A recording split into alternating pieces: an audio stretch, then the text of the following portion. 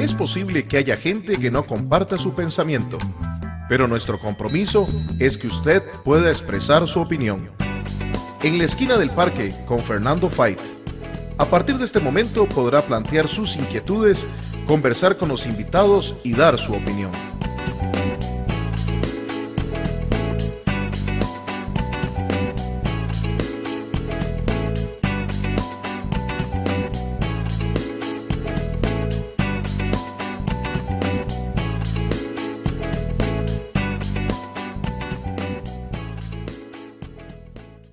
En la esquina del parque. Muy buenas tardes, Costa Rica. Qué gusto de saludarles en esta tarde de sábado 17 de julio del 2021 en su programa de análisis y opinión en la esquina del parque con su servidor y amigo Fernando Fait. Este es nuestro programa 1629 en este que es el 198º día del año. 198 días completamos hoy a la medianoche y ya nos restarán solo 167 días para cumplir nuestros propósitos, nuestras metas, nuestros anhelos, todo aquello que nos hemos propuesto para este 2021. Agradecerle su sintonía por medio del Facebook Live de la esquina del parque y por toda la plataforma de Antena 6, en el Facebook Live de Antena 6, en su canal en YouTube y en los distintos canales, en los distintos canales, sí, en diversas cableras del país. Saludamos Cable Cartago, Canal 22, Vocex, Canal 22, Interlatins, Canal 23, Satel, Canal 28, Costa Rica TV, Canal 32, Cable Sur, Canal 53, Cable Plus, Canal 78 y Cable Santos, Canal 267, y también en el canal de YouTube de Antena 6. De verdad, muchas gracias por acompañarnos. Agradecerle a todo el equipo de producción de Antena 6, a don Ángel Peña, a la profe, por todo este trabajo. Venimos mejorando nuestra imagen con las cortinas, con este fondo, y pues deseando hacer siempre lo mejor para cada uno de ustedes que nos acompañan cada tarde de sábado. Hoy nos corresponde, hace días no lo hacíamos, hablar un poquito de política, hablar de la situación actual, de la política electoral del país. Hemos tenido algunos temas que han encendido el preámbulo de esta campaña electoral para escoger al próximo presidente de la República o presidenta de la República y a los diputados y diputadas a la Asamblea Legislativa. 6 de febrero del 2022 será el día en que nos corresponda ir a las urnas. ¿Cómo está ese proceso? ¿Cómo avanza su situación actual? Lo conversaremos en algunos minutos con nuestro invitado, el licenciado Sergio Araya Alvarado, politólogo de la Fundación Konrad Adenauer. Así que aliste su cafecito, su chocolate y acompáñenos con nosotros desde su hogar, desde su trabajo, para conocer un poquito de la política y de la visión desde un experto, de un politólogo, de lo que se está sucediendo en el país. Y dejarnos, por supuesto, en las redes sociales su mensaje en el Facebook Live de la esquina del parque, sus consultas o comentarios, o por medio del WhatsApp 8717-2424. Pero bueno, siempre cuando iniciamos este programa, hacemos un viaje por la historia para conocer los hechos y acontecimientos sucedidos en un día como hoy. Les invitamos a que nos acompañen en un viaje a través de la historia nacional y mundial para darnos cuenta de los hechos de importancia sucedidos en un día como hoy.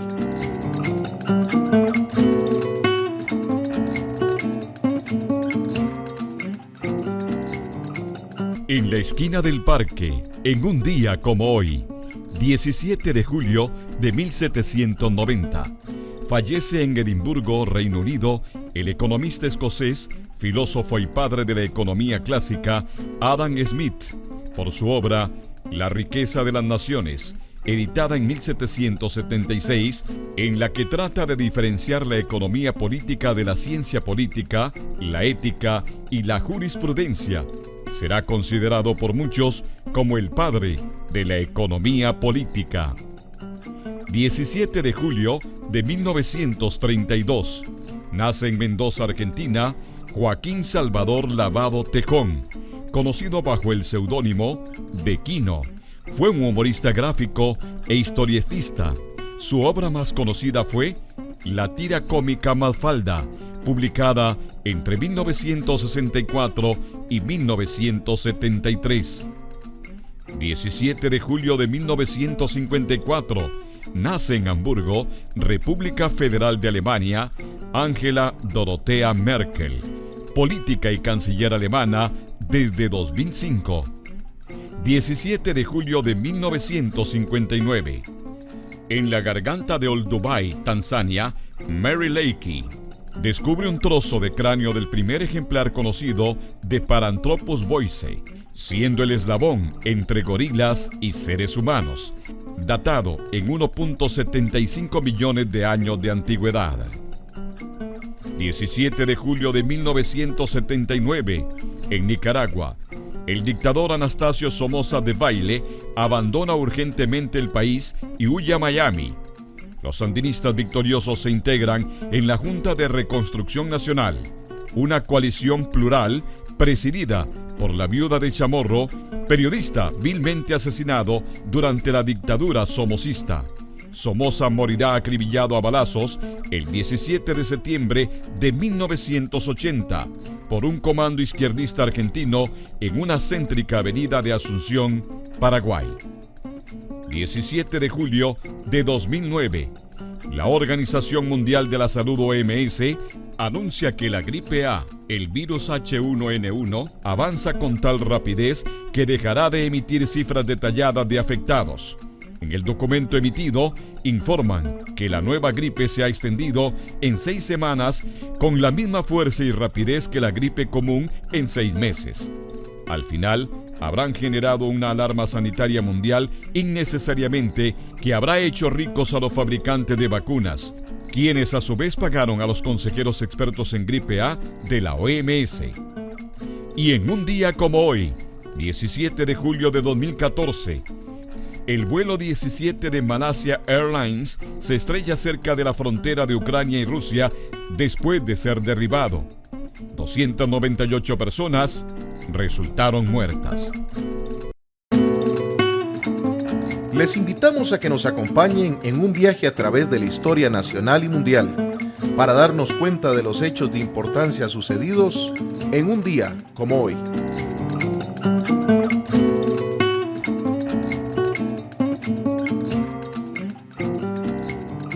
En la esquina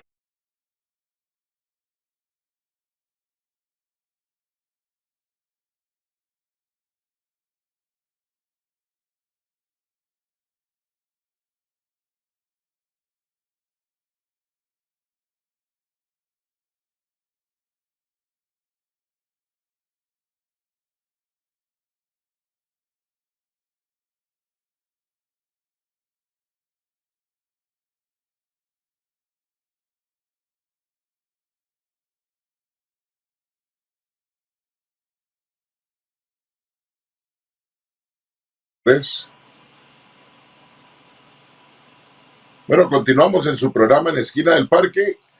Veíamos nuestra sección En un día como hoy. Esto es un viaje por la historia nacional e internacional, tantos acontecimientos que suceden en distintos momentos de la historia aquí y en otros países del mundo.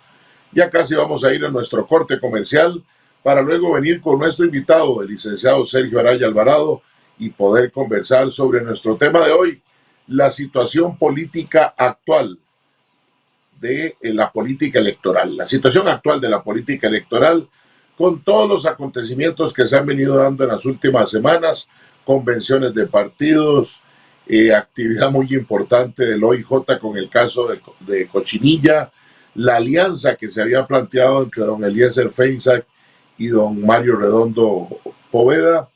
Igualmente, ya sin duda alguna, la condenatoria absoluta que ha tenido el Partido Acción Ciudadana por estafa en las elecciones y que marca un camino en la ruta electoral, faltando la convención del Partido Acción Ciudadana el próximo mes de agosto, donde van a estar escogiendo su candidato o candidata a la presidencia de la República.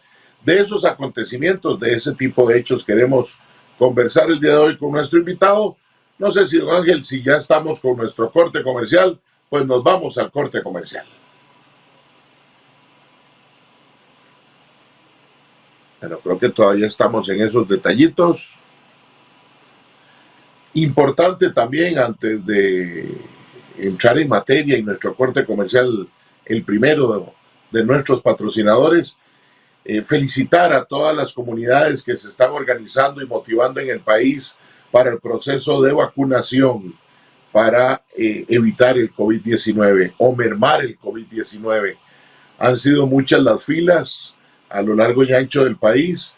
Lo importante es que hay un deseo manifiesto de una gran cantidad de habitantes de nuestro querido país con el deseo de vacunarse.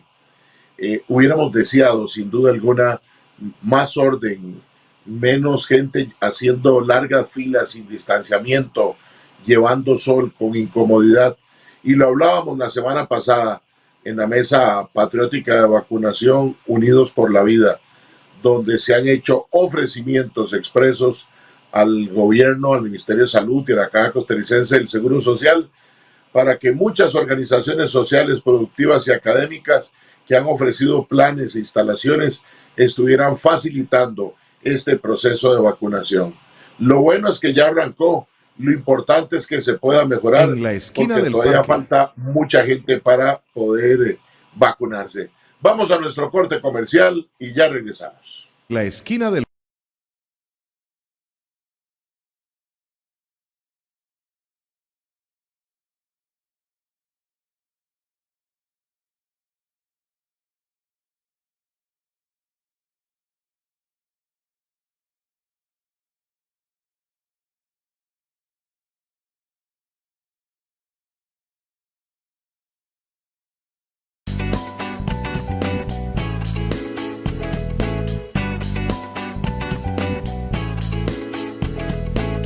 ¿Es el déficit fiscal culpa de los empleados públicos? No, las causas del déficit fiscal son el fraude y la corrupción. Los trabajadores públicos son los que más ganan. No, docentes, conserjes, policías, enfermeras y otros puestos tienen salarios que apenas dan para pasar la quincena. Solo el sector privado produce riqueza. No, en los últimos meses se ha demostrado que nuestra principal riqueza es la salud pública. Si vamos a hablar de empleo público, hagámoslo con claridad y transparencia.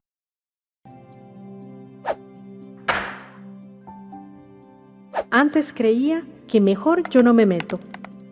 En mi familia aprendí que la forma de corregir a las hijas y los hijos es una decisión solo de las personas adultas que les crían. Ahora creo que todas y todos cuidamos. Los golpes y los gritos no educan, dañan. Es responsabilidad de todas las personas adultas velar porque todas las niñas y los niños crezcan sin violencia. Las niñas y los niños son personas. Las niñas y los niños se educan desde el respeto. Golpear y humillar no es educar. Conoce más en zonalibredecastigofísico.com. ¿Sabías que somos la primera universidad en impartir la maestría de Dirección de Empresas MBA en Costa Rica?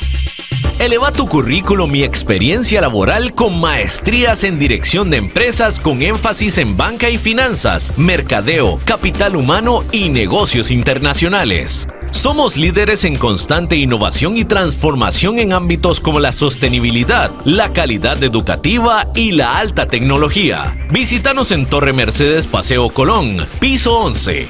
Juntos podemos. Educación con propósito. Somos Universidad Fundepost de Costa Rica.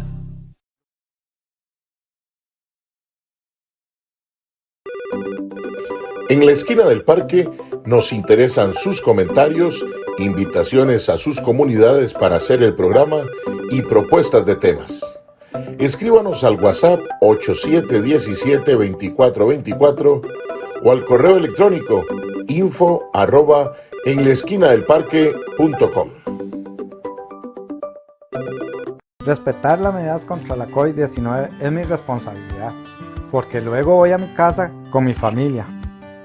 Yo tuve COVID, estuve internado 15 días, vi personas morir de lo que yo tenía, y eso no lo quiero para mi familia. ni para mis compañeros. Por eso uso mascarilla, mantengo la distancia y me lavo las manos constantemente y así los protejo a ellos.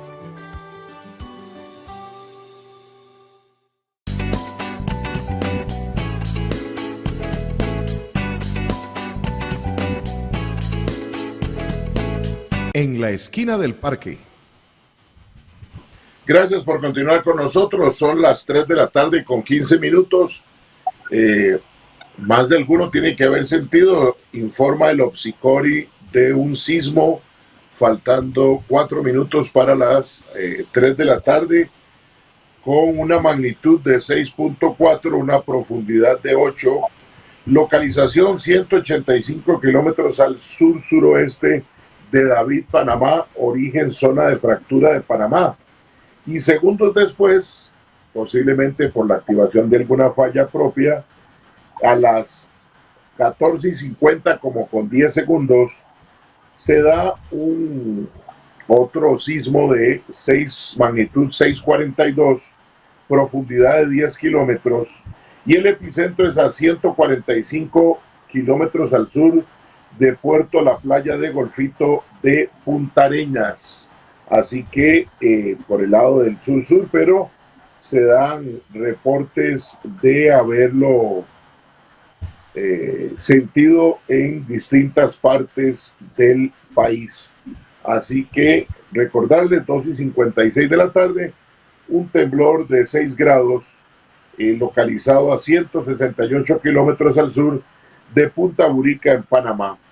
Bueno, país que está en medio de un enjambre sísmico, muchos no los percibimos, pero es parte de nuestra realidad. Así como parte de nuestra realidad es el mundo de lo político, y en este caso de lo político electoral. 6 de febrero del 2022 estaremos llamados a estar en las elecciones nacionales para escoger presidente, vicepresidentes, diputados y diputadas. Y bueno, un amigo de este programa que esta semana estuvo de cumpleaños, lo que no tengo claro es si fueron 50 o 51. Pero bueno, lo importante es que uno más, uno menos, ya por encima de la media Texas está. Don Sergio, un gusto saludarlo. Muchas gracias, Fernando. Muchas gracias a las personas que nos están siguiendo a través de las distintas plataformas. Y sí, efectivamente, el 13 de este mes, bueno, ya un calendario más se suma a los que tenía, que eran 50, y con este ahora ya llegó a 51 exactamente, pero como bien dices, uno más, uno menos, ya a estas alturas uno no hace mayor mella, ¿verdad?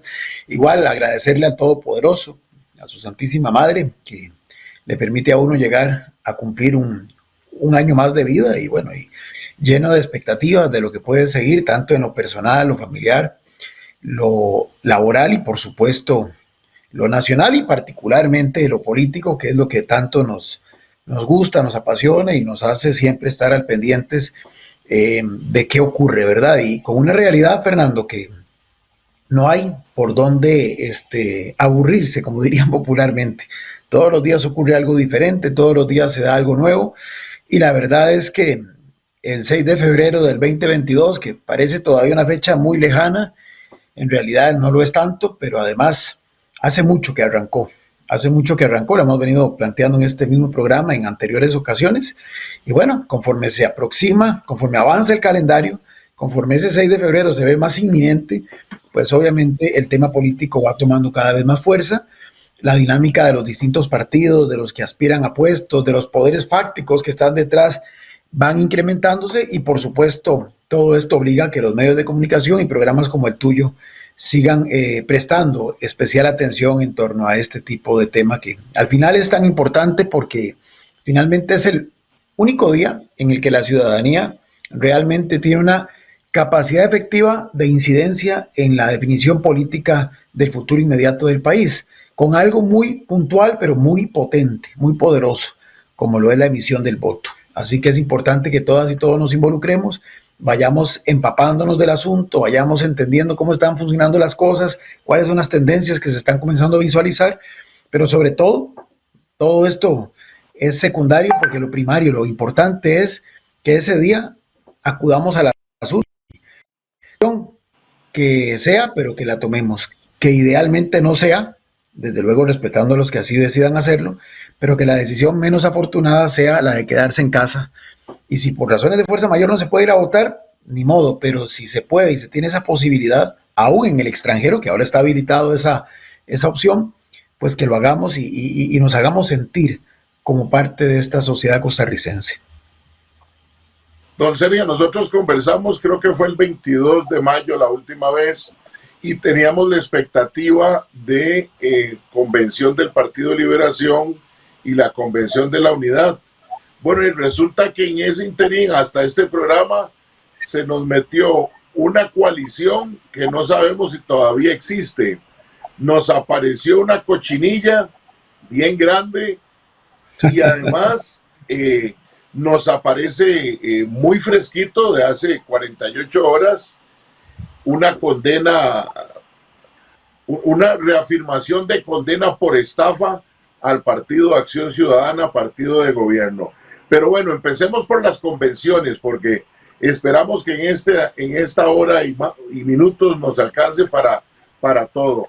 Convención de Liberación, sin sorpresas de lo que habíamos hablado en algún momento, donde don José María Figueres Olsen lideraba, pero pareciera que la construcción de lo demás, bueno, Rolando también se planteaba en un segundo lugar. Después de ahí sí hubo como que una diferenciación entre Thompson y Carlos Ricardo Benavides, que uno esperaba que hubiera sido más cerrado hacia el segundo. Bueno, y como acontecimiento, una vez más, un Araya sale corriendo de Liberación Nacional después de no ganar una elección. Es decir, parece un tema de ironía, de sarcasmo, pero quien revisa la historia del Partido de Liberación encuentra a don Rolando, que se fue, que trató de cucarachas al partido y regresó y ahora otra vez se fue. Don Johnny dejó la campaña tirada para la segunda ronda, también estuvo fuera de Liberación y regresó como el hijo pródigo, los Araya. Esa convención, entremos en modo Liberación Nacional, de el tema convención y la reconstrucción de Liberación hoy, que pareciera que no es sencilla, con un elemento adicional para no interrumpirte en tu apreciación sobre este tema, de que ya no cuentan con diputados nacionales que le facilitaban al candidato ordenar la casa después de una convención. Solo el primer lugar por San José es lo que tiene don José María Figueres Olsen. ¿Cómo está el condimento, don Sergio, desde su análisis en las tiendas verdiblancas rumbo a febrero del 2022? Muy interesante toda esta introducción que planteabas. Antes de entrar ya, digamos, a analizar propiamente y ya con lo que ha ocurrido posterior a la convención, porque al final hubo dinámica antes, hubo dinámica durante y desde luego, como siempre suele pasar, cosas aún más relevantes a posteriori. Una cosa antes tal vez es importante, me parece, ahora viéndolo en retrospectiva creo que es más fácil plantearlo.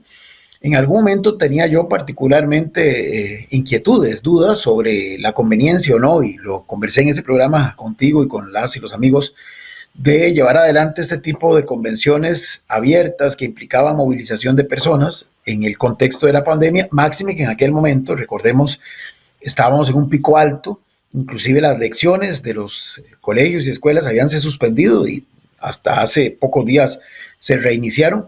Entonces todo apuntaba a que objetivamente no pareciera como que fuera lo más sano organizar ese tipo de actividades.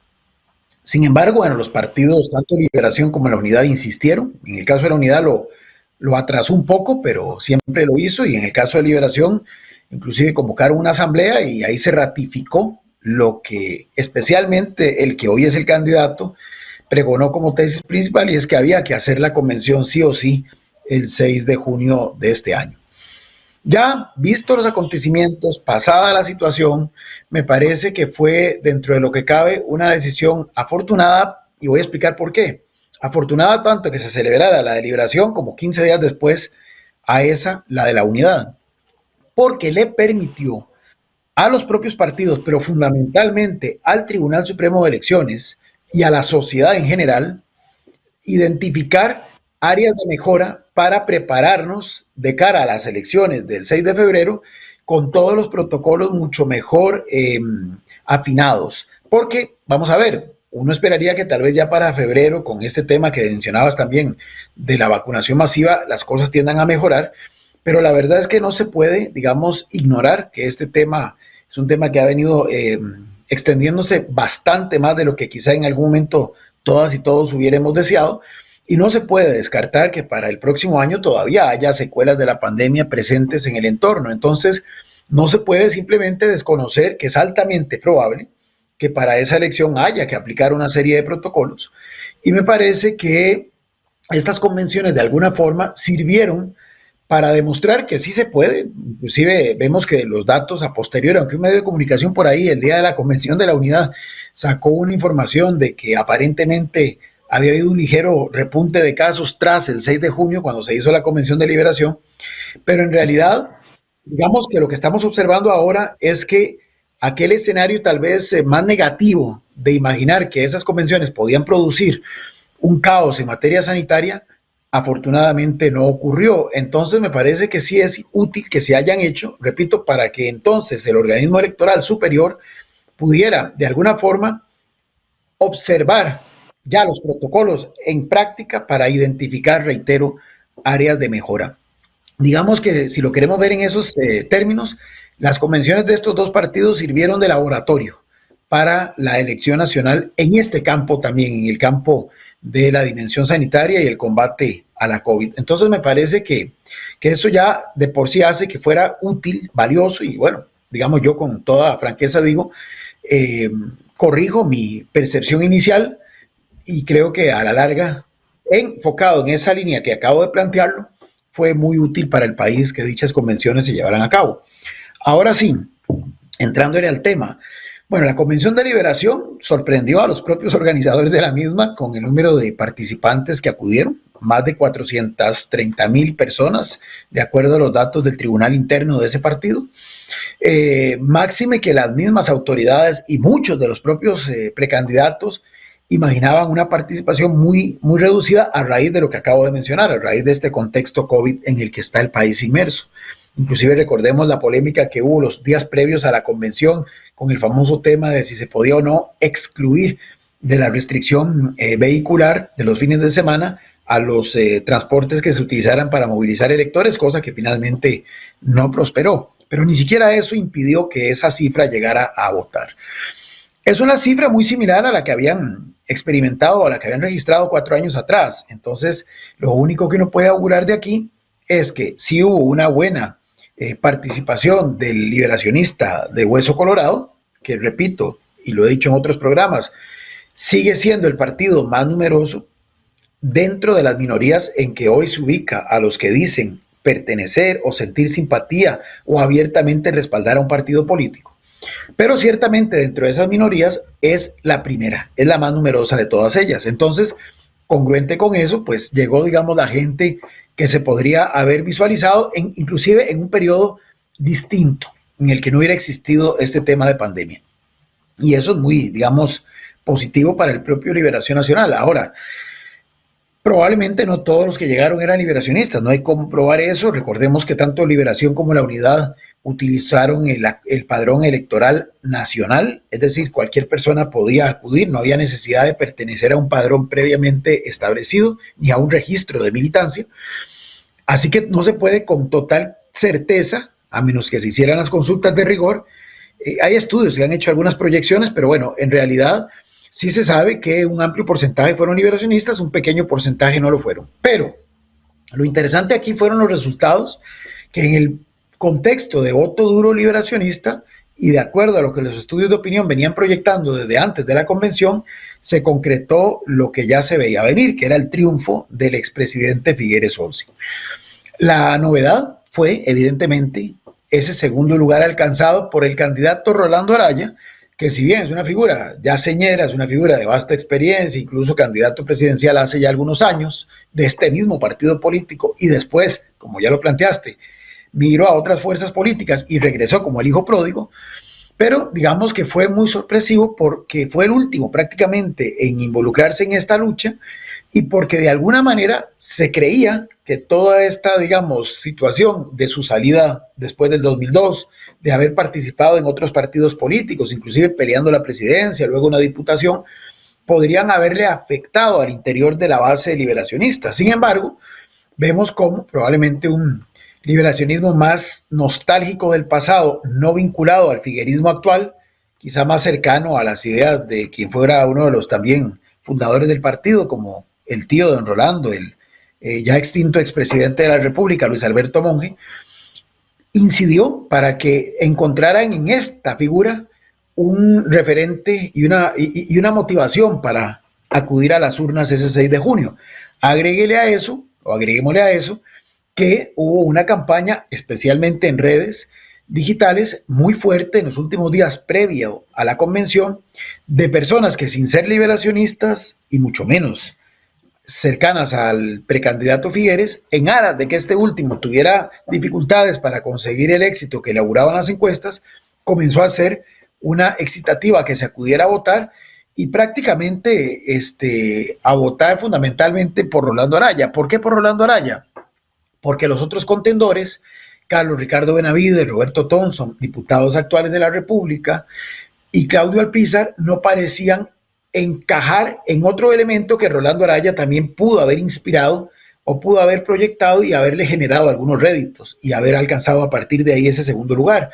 Por un lado dije, en el liberacionismo tradicional, ese vínculo con el pasado, con el monjismo y con esas otras corrientes no necesariamente cercanas a Figueres, pero por el lado de los no liberacionistas, de los que además no querían que José María quedara electo candidato, una visión socialdemócrata que don Rolando inclusive en los debates en los que intervino trató de plantear y algunas posturas un tanto, podríamos llamar ahora más progresistas con respecto a algunos temas que probablemente cautivaron a algún sector de la gente y sintieron, porque además algunos estudios ya venían defendiendo que Rolando Araya podía ser un contendor importante, sintieron que podría ser el que de verdad le hiciera, como se dice popularmente, la traba al precandidato favorito. Entonces se juntaron estos aspectos y terminó posicionándolo en un muy, digamos, aceptable segundo lugar.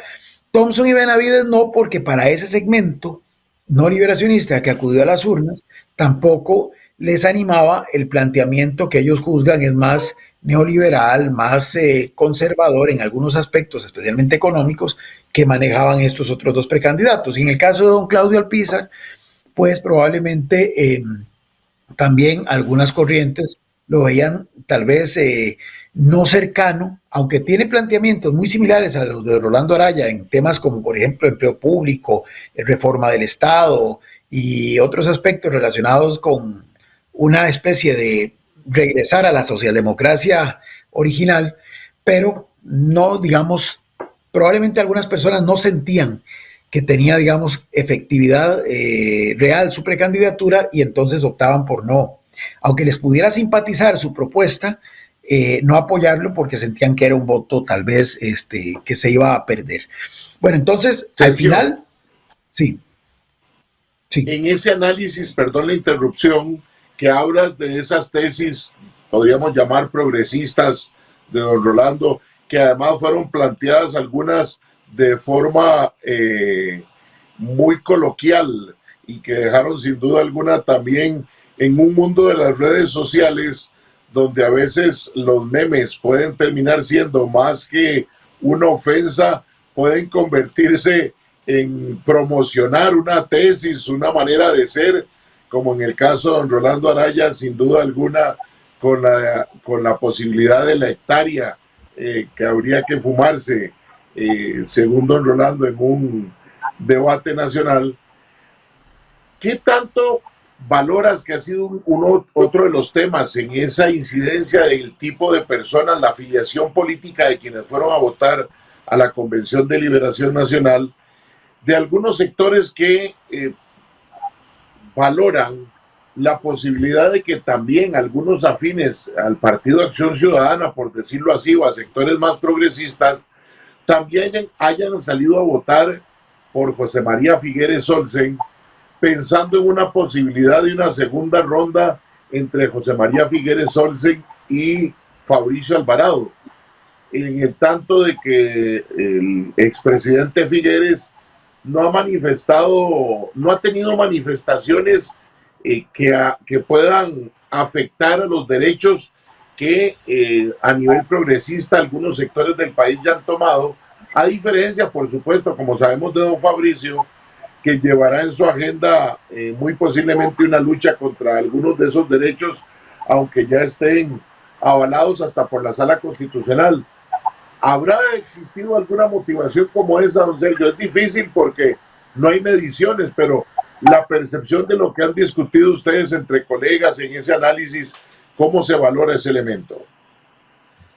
Sí, vamos a ver, es un tema muy interesante porque primero hay que plantear una cosa y es que ya se está cada vez instalando más en el imaginario de la gente la tesis de que es poco probable que alguien gane en primera ronda. Entonces eso que estás planteando es muy, muy interesante porque ya hay personas, tal vez no todas, pero sí un sector de la población que está comenzando a medir la opción de tener hasta dos opciones, por decirlo así, de potenciales candidatos por los cuales votar, que no necesariamente signifique un ligamen con el partido al que ese candidato pertenezca, que ya vemos que además, con excepciones, eso hoy es lo menos importante.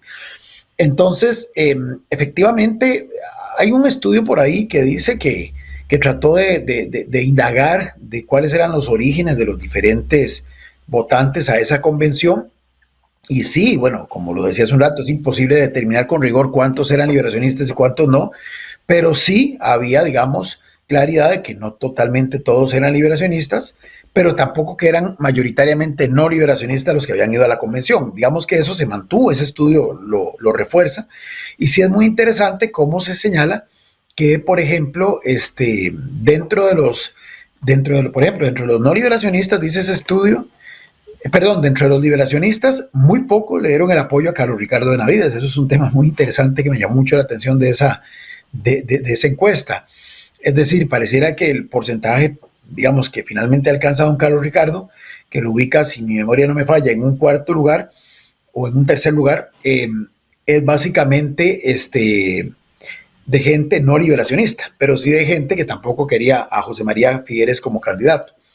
Sin embargo, y llama poderosamente la atención eso, la tesis siempre fue que a José María era básicamente el voto liberacionista y figuerista de hueso duro, de hueso verde, el que lo iba a respaldar. Efectivamente, una gran mayoría proviene de ese perfil, pero sí hay un segmento pequeño, pero un segmento de gente que, como bien decías, se dice partidaria del PAC o se dice independiente, pero que de alguna forma optó por José María Figueres, y ahí sí entraría eso que decía hace un momento, ese cálculo de suponer que si finalmente José María logra pasar la primera ronda, ya entonces se está dando un paso adelante y se está midiendo contra quién podría enfrentar la segunda ronda el candidato liberacionista, y es ahí donde sí, evidentemente, me parece que, sin que se pueda decir con total rigor, porque repito, esas preguntas se hicieron así, pero es altamente probable suponer que esa ala más progresista del Partido de Acción Ciudadana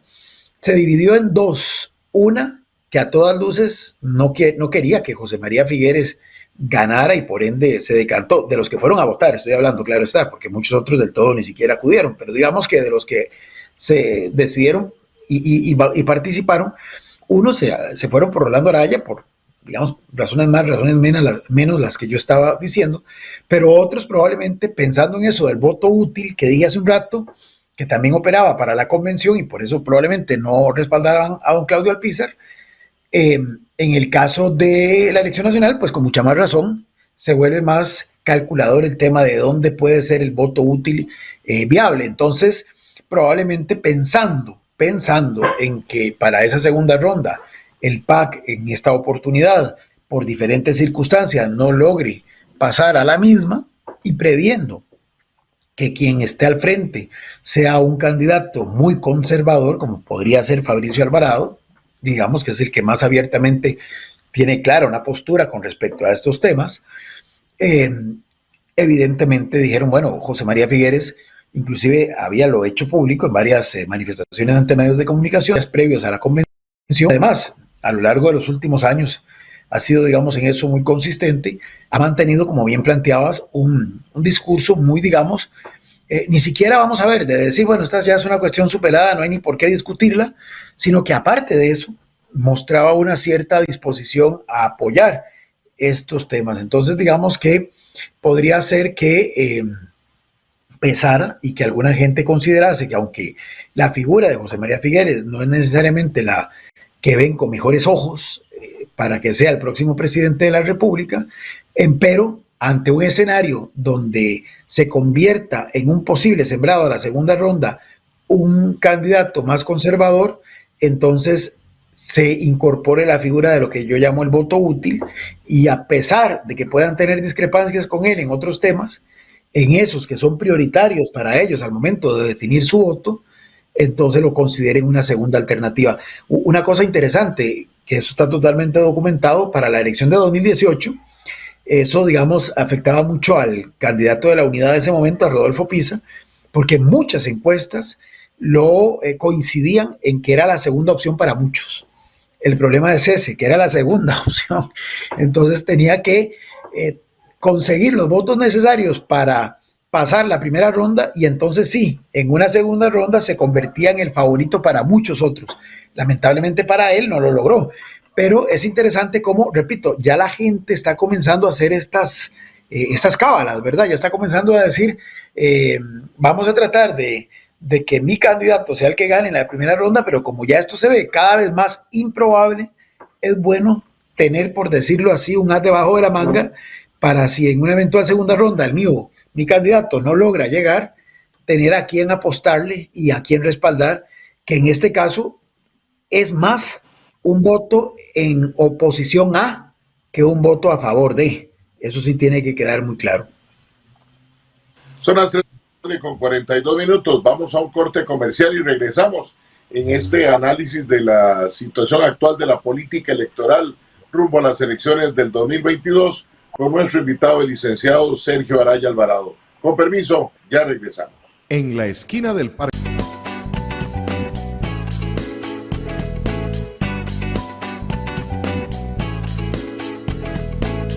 ¿Te falta alguna materia de bachillerato de colegio? Inicia estudiando una carrera técnica con alta demanda laboral, ahora en modalidad virtual. Ofrecemos técnicos en dirección de empresas, mercadeo y ventas, seguros y más. Tenemos becas disponibles para vos del 50%. Para más información ingresa a fundepost.ac.cr o Facebook, Instagram y LinkedIn. Visítanos en Torre Mercedes, Paseo Colón, piso 11. Juntos podemos. Educación con propósito. Somos Universidad Fundepost de Costa Rica.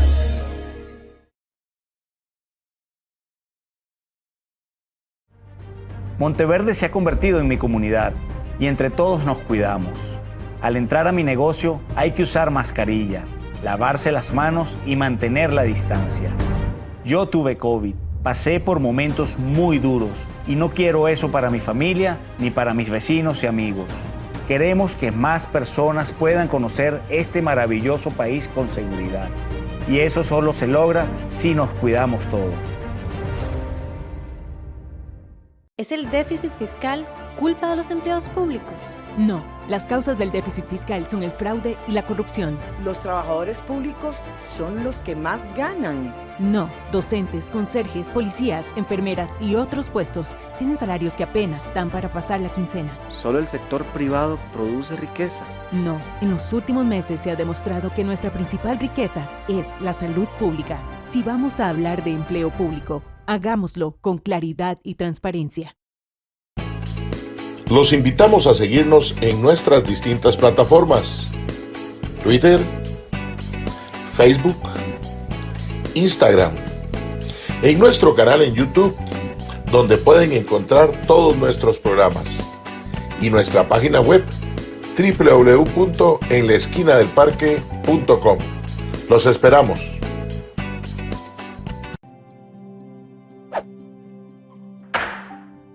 Antes creía que aquí mando yo.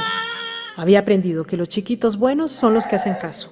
Creía que las niñas y los niños no saben nada. Por eso les obligaba a obedecer sin hacerles preguntas. Ahora creo que aquí se escucha. Las niñas y los niños me han enseñado que pueden razonar, proponer y tomar decisiones.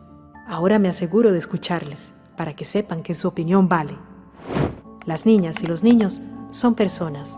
Las niñas y los niños se educan desde el respeto. Golpear y humillar no es educar. Conoce más en zonalibredecastigofísico.com.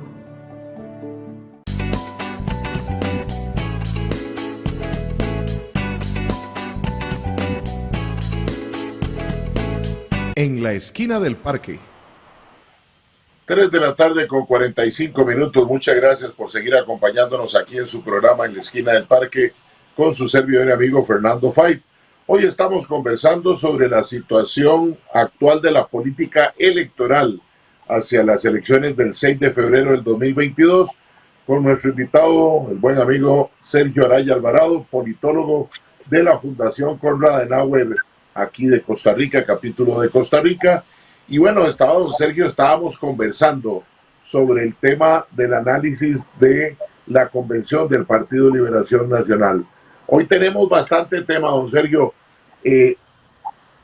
para afinar un poquito y terminar el tema de la Convención de Liberación posterior a la convención, que ahora revisábamos datos oficiales, y en primer lugar fue don José María Figueres con el 35,85% de la votación, don Rolando Araya con un 26,31%, don Roberto Thompson Chacón con el 15,31%, don Carlos Ricardo Benavides Jiménez 13,39% y don Claudio Alpizar Otoya con el 6,05%.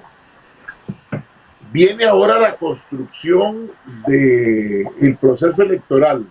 Ha anunciado una campaña, un comando de campaña, don José María, muy amplio, donde además vienen algunos reciclados, como Antonio Álvarez de Santi, como Johnny Araya, y esto ha generado algún malestar que además pareciera que algunos precandidatos que de una u otra forma ya habían manifestado que sí se incorporarían a la campaña, han dado un paso atrás y están pidiendo elementos de incorporación más allá de puestos, de incorporación de algunas de sus tesis de campaña. ¿Cómo ve usted este panorama, don Sergio, para que entremos en la otra convención? Yo tengo que coincidir con usted además en un tema. Creo que fue oportuno y valioso para la democracia costarricense la realización de la Convención de Liberación Nacional. Me parece que además, como todo, tuvo una suerte de haber sido la primera, de que había una motivación de la gente de salir también de la casa con los cuidados. Fue una primera actividad masiva en la que todos pudieron sentirse parte de. Y eso hace uno entender las largas filas que habían, porque esperaba. Se nos está metiendo por ahí un pequeño audio. Ya. Muy bien, ya se solucionó. Gracias, don Ángel. La gente hizo fila con lo que significa, bueno, ahí don Ángel nos está poniendo los resultados de las elecciones de Liberación Nacional, y es impresionante entonces cómo la gente, don Sergio, se mantenía haciendo fila. Yo creo que es que además había una sensación, hubo una motivación de ir a votar como si fuera una elección nacional, sin importar el color político, la afiliación partidaria, y la gente aprovechó para ir a ejercitar su voto. Creo que además, como usted lo ha analizado muy bien, habían sentimientos encontrados que generaban motivaciones muy diversas y permitieron una convención que nadie se esperaba, ni el mismo Liberación Nacional. ¿Cómo después de esto reconstruir para ir a pelear la presidencia de la República y, como ha dicho el señor Figueres Olsen, a ganarla en primera vuelta sin necesidad de una segunda vuelta, don Sergio?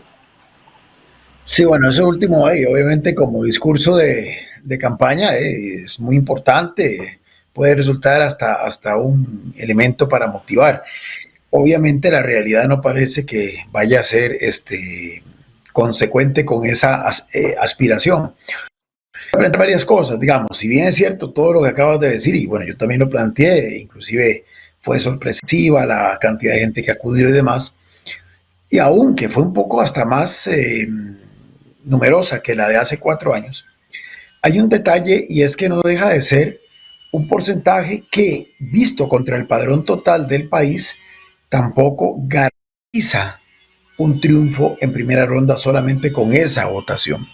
Sí es un capital de inicio importante, pero no necesariamente, por lo que acabas de señalar también, por la forma en que se configura el proceso liberacionista, con participación inclusive de gente con otras motivaciones, como bien planteabas, que no necesariamente es liberacionista, pero aún con liberacionistas que no son figueristas, no hay certeza de que todo ese porcentaje de personas o ese número real de personas que acudieron el 6 de junio lo hagan el 6 de febrero y voten por el mismo partido, y en este caso ya por la candidatura de Figueres. Y tan es así que en el año 2018 se dio un fenómeno similar. Antonio Álvarez había ganado, bueno, la Convención de Liberación había reunido aproximadamente 427,000 personas en aquella oportunidad. Y bueno, también fue la más numerosa de las convenciones que hubo hace 4 años. Igual se vio el nivel de participación que hubo, igual que en esta ocasión hubo gente que fue a votar en contra y a favor, no necesariamente perteneciendo al partido. La realidad es que en la elección de verdad, como la llamo yo, la que enfrenta a todos los partidos, el candidato, ya ahí, Antonio Álvarez, de Liberación Nacional, no solamente quedó en un tercer lugar, sino que es a lo que quiero llegar, con 401,000 votos, según los datos del Tribunal Supremo de Elecciones. Es decir, que ni siquiera los 427,000 y pico que acudieron en esa oportunidad en el mes de abril del 2017, repitieron, por decirlo así, voto en la elección del primer domingo de febrero del 2018. Entonces, esto lo que me hace ver es que nada de esto está, digamos, garantizado.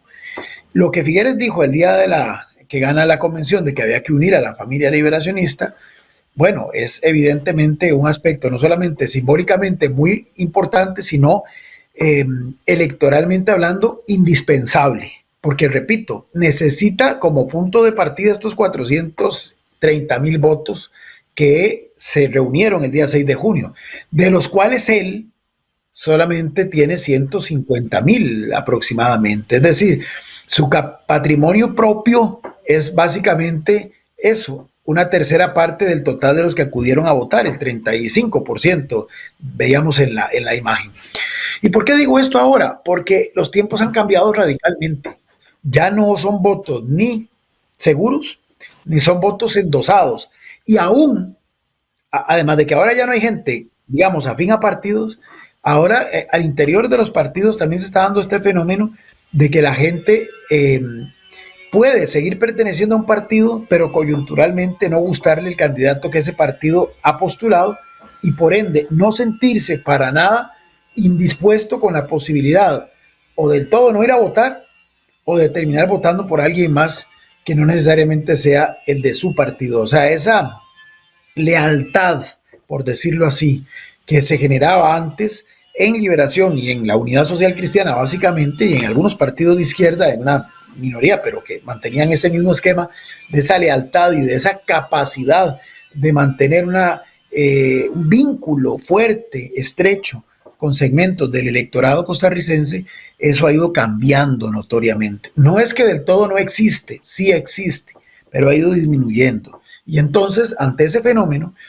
repito, ya no es solamente un mensaje simbólico, potente, el de propiciar la unidad del propio partido, sino también que es electoralmente indispensable. Entonces, tienen que comenzar por construir eso. Bueno, aparentemente, salvo el caso que ya decías al puro principio de Rolando Araya, que finalmente no logró concertar una buena negociación con José María Figueres, y parece ser que todo apunta a que no solamente se sale de la campaña, sino que se sale otra vez del partido, y hasta sería altamente probable que aparezca su nombre representando a otra agrupación política en la papeleta presidencial de 2022.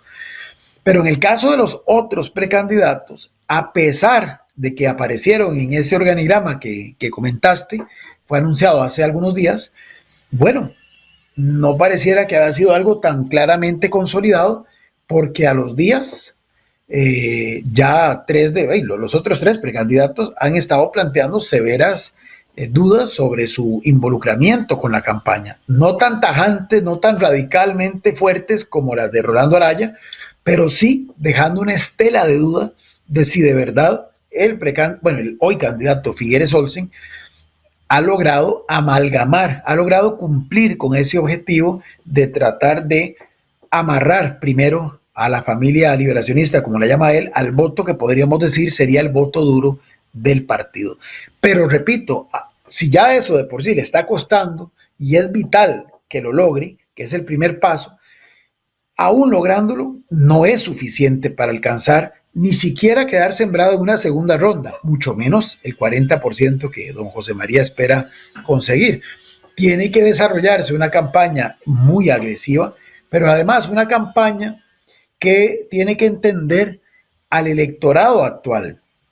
Y el electorado actual no solamente es heterogéneo, no solamente está motivado por agendas y por intereses totalmente diferenciados, que ya no es como antes, que ya ese esquema de básicamente seguir la socialización a la que fui sujeto en mi familia, ya eso no tiene el mismo impacto, sino que además la gente ahora versa mucho o define mucho su decisión de voto pensando en temas que son muy, muy importantes para ellos mismos en lo inmediato, o bien temas de coyuntura, o bien que puedan crear una conexión casi que empática, emocional, con un candidato o una candidata específica.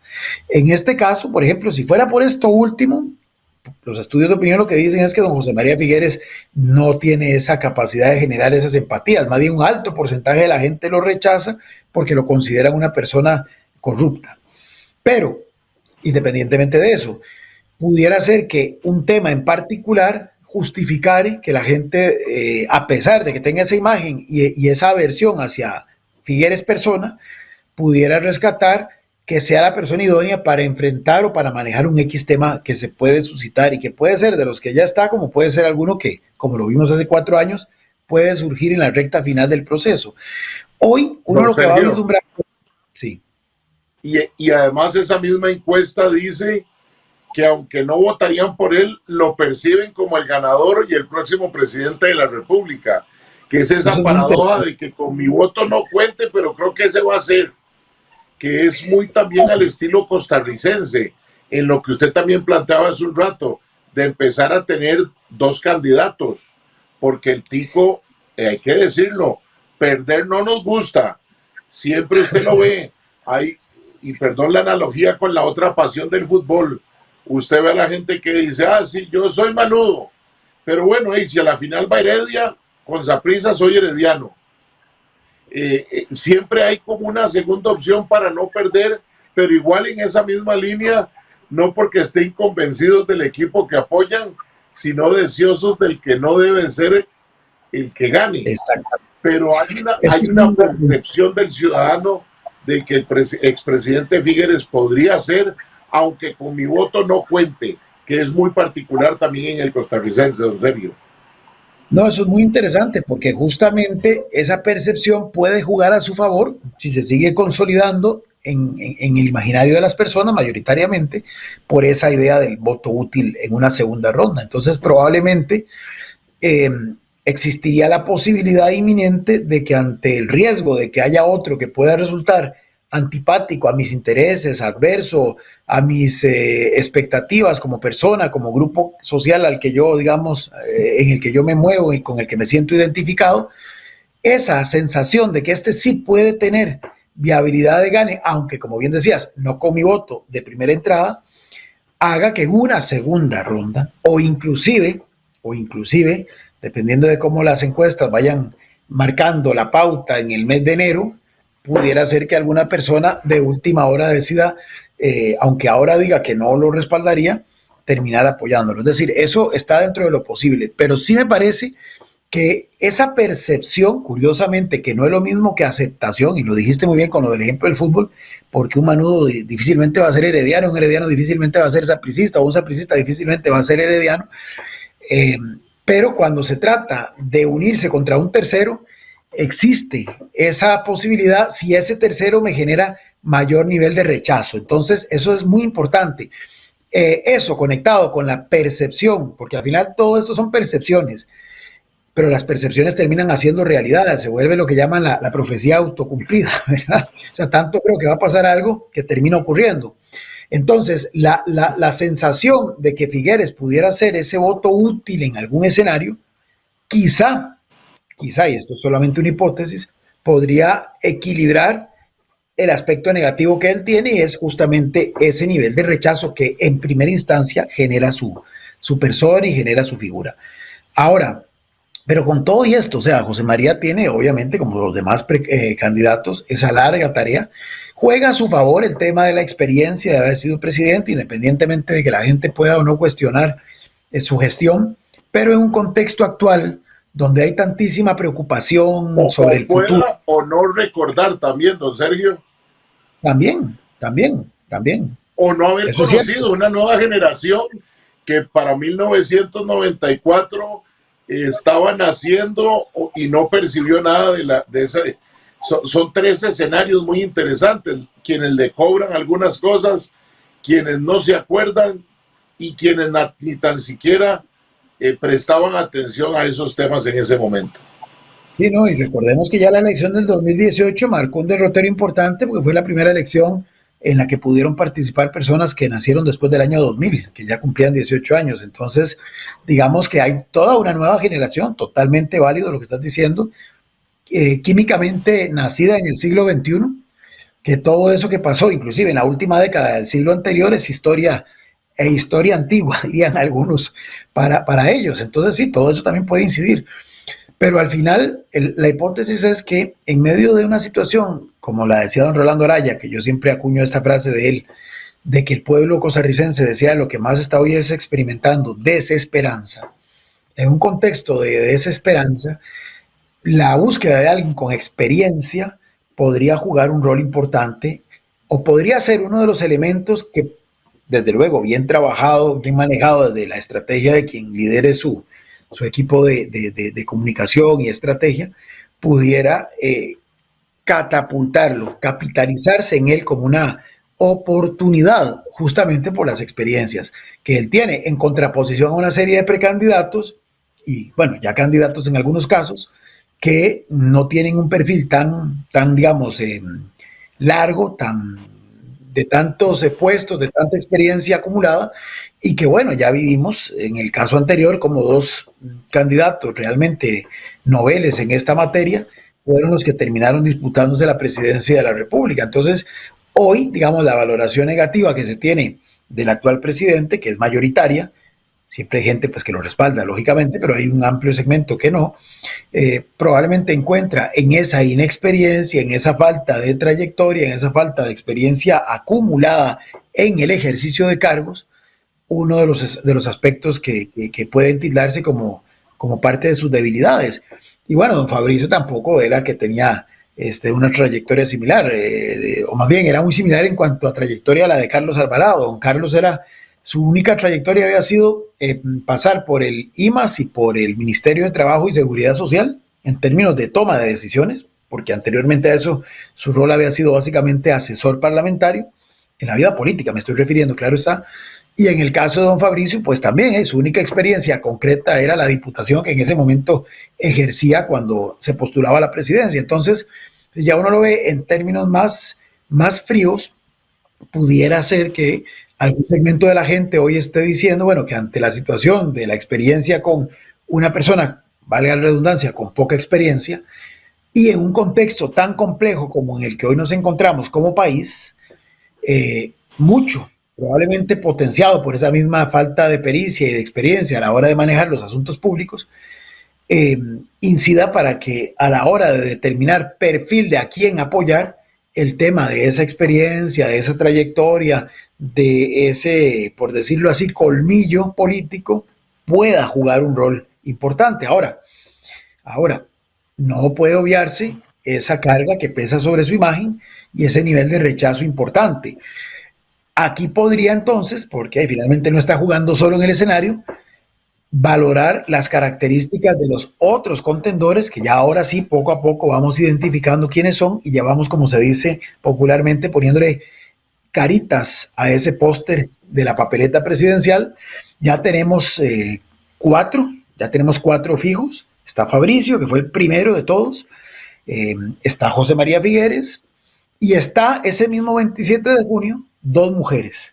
Una que pasó más desapercibida porque, bueno, fue al estilo de Fabricio, la Asamblea Nacional de su partido, quien la ratificó como candidata, doña Natalia Díaz, de Unidos Podemos, que digamos su trayectoria se circunscribe a ser diputada en un único periodo, y una mujer que gana la otra convención que se hace de voto abierto, que es la del Partido Unidad Social Cristiana, como lo es doña Linet Saborío, que, bueno, tampoco, digamos, tiene una experiencia en el Poder Judicial como directora del organismo de investigación judicial y posteriormente en el Ejecutivo como vicepresidenta y como ministra de varias ramas a lo largo de esos 4 años en que ejerció la vicepresidencia. Si mal no recuerdo, comenzó con el recargo de ministra de Planificación o de Justicia, no recuerdo bien, en algún momento llegó a ser hasta ministra de la presidencia de ese gobierno. Entonces, digamos que tiene una trayectoria que le permite mostrar ese otro elemento de experiencia que, repito, hoy quizá en algún segmento de la gente pueda jugar un rol determinante a la hora de decidir a quién respaldar o a quién no respaldar. Don Sergio, me quedo con el final de Liberación Nacional en cuanto a que creo que usted ya anunció la campaña de Liberación Nacional y es ir a vender a don José María Figueres Olsen como al hombre de experiencia, como al hombre de Estado, como el que tiene los contactos fuera del país. Creo que esa va a ser la línea de la campaña de don José María Figueres Olsen, que conforme avance la estaremos analizando. Ahora vamos a hacer un corte y regresamos para hablar de la siguiente convención y de la coalición que no sabemos si todavía existe o no existe.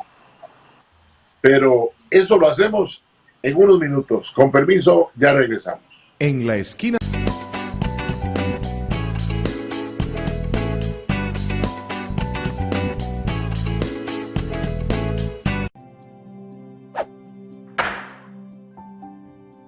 Antes creía que mejor yo no me meto.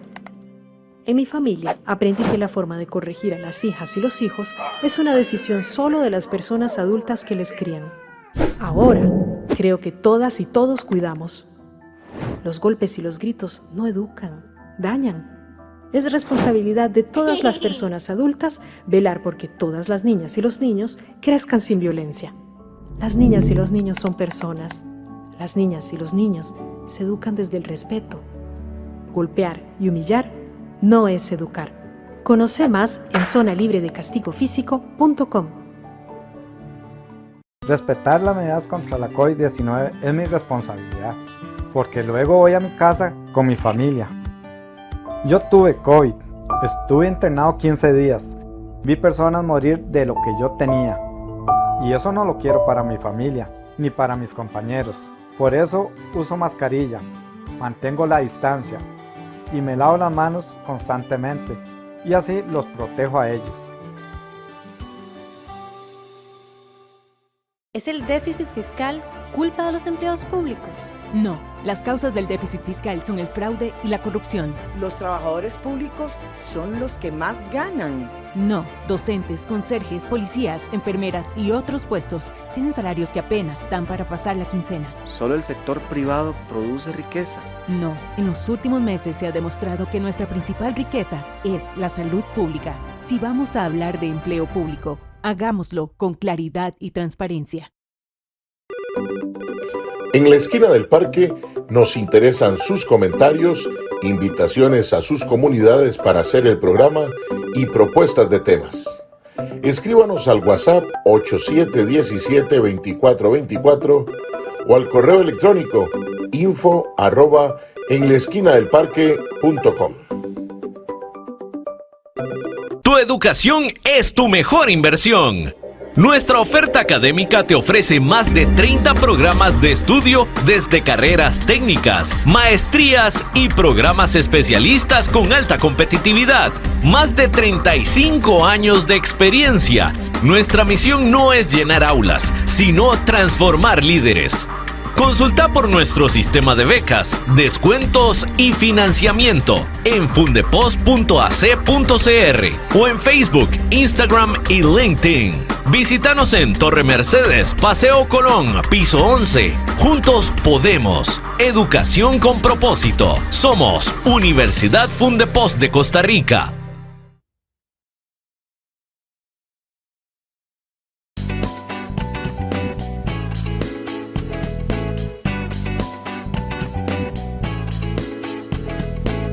En la esquina del parque. 4 de la tarde con 10 minutos, muy amables de acompañarnos en este su programa En la esquina del parque con su servidor y amigo Fernando Fait. Estamos todos los sábados de 3 a 5 de la tarde aquí en el Facebook Live de En la esquina del parque, en el Facebook Live de Antena 6 y en la plataforma de Antena 6, donde saludamos a todos los que nos sintonizan por medio de Cable Cartago en el canal 22, en Vocex, canal 22, Interlatins, canal 23, Satel, canal 28, Costa Rica TV, canal 32, Cable Sur, canal 53, Cable Plus, canal 78 y Cable Santos, canal 267. Próximamente estaremos en más lugares a lo largo y ancho del país y también por la plataforma digital del canal de YouTube de Antena 6. Los invitamos a seguirnos. Hoy es nuestro programa 1629, en este que es el 198º día del año. Completaremos a la medianoche 198 días y nos quedan 167 días para finalizar este año. Por eso ya hoy hablamos de las elecciones de febrero del 22, porque esto avanza muy rápidamente. Nos está acompañando nuestro invitado, amigo de este programa, el licenciado Sergio Araya Alvarado, politólogo de la Fundación Konrad Adenauer. Revisábamos el proceso de convención, don Sergio, del Partido Liberación Nacional, esperando que nos alcance como siempre el tiempo, porque nos apasiona el análisis y la profundidad, para lo que le invitamos siempre, como buen conocedor del tema. En otra época, un periódico de Llorente de Tibás, con una publicación que hizo el 27 de junio, podría haber marcado la cantidad de gente que participaría en la Convención de la Unidad, insistiendo muy curiosamente esa mañana de domingo que la Convención de Liberación había aumentado los niveles de COVID-19. Para sorpresa de todos, bueno, y aún hoy don Pedro Muñoz pide las actas y certificaciones para ver si en realidad votó la cantidad de gente que se dice haber votado, con una diferencia de Liberación Nacional como en una película de 2 días. Era como El Señor de los Anillos 1, 2 y 3, porque hubo votación el 27 de junio y a la semana siguiente en algunos cantones donde no enviaron las papeletas para candidato presidencial, había elección de candidato presidencial, o al revés, habían estado las papeletas para la convención de candidato a la presidencia, más no para las elecciones internas.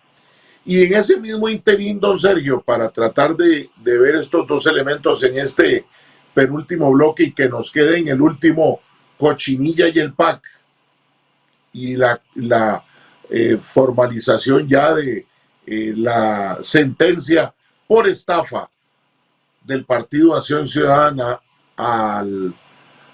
una estafa al país, porque hay que decírselo así, a lo que todos pagamos con nuestro dinero se pagan los procesos electorales. Estuvo la famosa alianza de don Eliezer Feinsack y don Mario Redondo, que pareciera que un meco les pegó y se cayó la coalición. Pero vamos con la Unidad Social Cristiana, don Sergio. Todos creíamos que eventualmente las encuestas manifestaban un triunfo de doña Linet, pero creíamos que iba a haber una fuercita ahí en el sprint final de don Pedro Muñoz, y hasta donde más no me acuerdo, ya voy a chequear, creo que don Pedro termina de tercero. ¿Cómo ve usted ese proceso también de una persona que entró en el sprint final? Don Pedro estuvo muy solo en la cancha, y pareciera que lo que le sucedió igual a don Johnny hace mucho tiempo en Liberación le pasó a don Pedro. Y permítame nada más, siempre hago esta apreciación de analogía en política. El estar solo en la cancha política es igual que por más buen jugador que usted sea de fútbol, si usted está en el Estadio Nacional lleno, solo en la cancha haciendo series y falla una, la gente nota esa falla. Si usted trae otro carajo, ojalá sea más malo que usted, y juegan ligas, si es que la gente se acuerda de las ligas, hay una posibilidad de comparación. Y en política, estar solo en la cancha, aunque algunos creen que eso es ventaja, en lo personal es muy difícil, porque empiezan a verle a usted los lunares, las arrugas, los defectos. En cambio, cuando hay dos o tres, es más fácil empezar a comparar, y en alguna, a lo mejor, usted puede resultar ganador. Convención del PUS del 27 de noviembre, don Sergio. Sí, bueno, es muy interesante porque se van repitiendo como patrones. Bueno, sacaste uno a relucir muy valioso y francamente yo no lo tenía en el radar inmediato de mi memoria, y es cierto, al final en el 2014 don Johnny Araya estuvo prácticamente, como dices, solo en su cancha, y al final, bueno, vimos cómo un recién llegado a esa contienda, como fue don Guillermo Solís, terminó desbancándolo en la primera ronda, ¿verdad? Que eso es lo importante. Pues ya luego vino lo de la segunda ronda y el retiro de don Johnny, el ser un candidato pasivo, y bueno, eso ya es historia para el análisis. Pero sí es muy interesante. Don Sergio, porque, perdón, nos están poniendo en pantalla cuáles fueron los resultados. Muchas gracias a don Ángel. Doña Linet un 73%, un 52% doña Linet, un 26% don Edwin Macís, y un 20% don Pedro Muñoz, para que tuviéramos ese dato exacto. Perdón la interrupción. No, al contrario, más bien enhorabuena, porque esto reafirma lo que iba a decir, y lo que, parándome en el ejemplo que estabas poniendo de don Johnny, cómo aparentemente hasta en esto los paradigmas han ido cambiando, y ahora sí que no hay que llegar primero, sino saber llegar, dice el viejo adagio. Me parece que en la política actual eso cada vez adquiere más validez, porque digamos que don Pedro, efectivamente, prácticamente desde que asumió la curul legislativa en 2018, era inminente cuál era su verdadero objetivo. Recordemos que don Pedro había intentado ser candidato del PUSC en el 2013, no había despegado su precandidatura, al final terminó dándole la adhesión a Rodolfo Pisa, y bueno, don Rodolfo Pisa en esa convención del 2013 pierde con el doctor Hernández, pero bueno, luego, por lo que ya sabemos, termina asumiendo la candidatura presidencial. Ya luego don Rodolfo gana la del 2017 y se unge como el candidato del Partido Unidad por segundo periodo consecutivo. Pero en este caso, digamos, tras la salida de Rodolfo Pisa, toda la situación que se dio en la primera mitad de este periodo constitucional, donde la unidad tenía, digamos, sobre sus espaldas esa contradicción de que para algún sector de la sociedad era parte del gobierno de Unidad Nacional, nada menos que su candidato a la presidencia, su candidata a la vicepresidencia, su candidato a la otra vicepresidencia, y quien había sido el otro precandidato. Los cuatro ocuparon algún cargo en el ejercicio, en esta administración. Don Rodolfo, ministro de la presidencia, por un año aproximadamente. Doña, la señora Camacho, fue la coordinadora del equipo económico también por una buena parte de ese primer año de la administración. El señor Max Umaña, creo que todavía es gerente en la refinadora costarricense de petróleo, y don Rafael Ortiz es todavía nuestro embajador ante su majestad en el Reino Unido. Entonces, digamos que con semejantes evidencias de vinculación a la administración liderada por don Carlos Alvarado, pues era muy difícil para un segmento de la población comprarse así el discurso de la otra parte, de la parte que encabezaba don Pedro Muñoz y que encabezaban en ese momento al unísono muchos de la fracción parlamentaria, de que la unidad era un partido de oposición, de que la unidad inclusive peleó en varios 1 de mayo la integración de un directorio legislativo completamente de oposición al gobierno, pero digamos que esa contradicción que ha venido pesando sobre la unidad social cristiana hacía ver como muy incierto qué podía pasar, digamos, en esta nueva etapa de su vida política.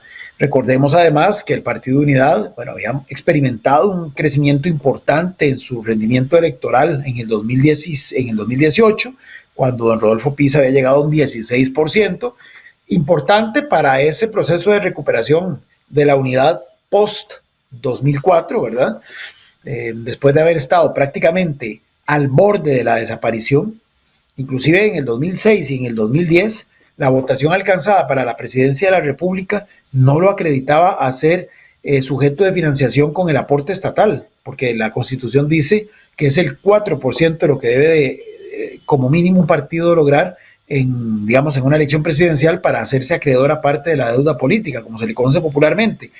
Lo salvó que esa misma norma constitucional dice que esa es una de las dos formas, la otra es que al menos se consiga un diputado. Entonces fue justamente que en el 2006 y en el 2010 la unidad logró 5 y 6 diputados respectivamente, lo que le permitió mantener acceso a la deuda política. Pero con esto estoy ilustrando lo mal que estaba ese partido, que estuvo a punto inclusive de llegar a desaparecer. Entonces, con, Rodolfo Pisa se va viendo una mejora que pasa, por ejemplo, a un 6% en la elección del 2014 y luego sube a ese 16% en el 2018. O sea, hay un crecimiento de 10 puntos porcentuales en el respaldo a quien es candidato a la presidencia de la República para la Unidad Social Cristiana.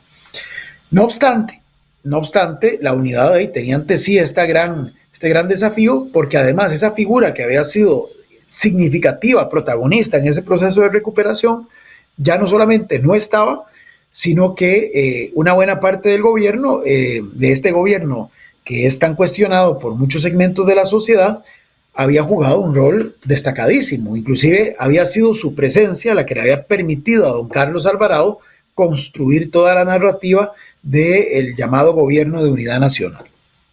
Entonces, cuando ya don Rodolfo Pisa finalmente se decanta por no participar, recordemos adicionalmente que hubo en este periodo, especialmente a inicios de este año, y lo comentamos en uno de los programas tras anteriores, un deseo de don Miguel Ángel Rodríguez, una figura señera, que ya ha superado todos los asuntos en tribunales de justicia, por lo menos los más relevantes, los que ocasionaron su caída inicial, inclusive su renuncia a la Secretaría General de la OEA, ha ido poco a poco reintegrándose a la vida pública costarricense con un perfil, más académico, más de expresidente que de vez en cuando emite criterios sobre el devenir presente y futuro de la realidad costarricense, pero también, claramente nunca ha negado su vínculo con el Partido Unidad. Entonces fue muy evidente cómo, especialmente en el último tiempo y particularmente a inicios de este año, comienza toda una importante acción, inclusive lo comentamos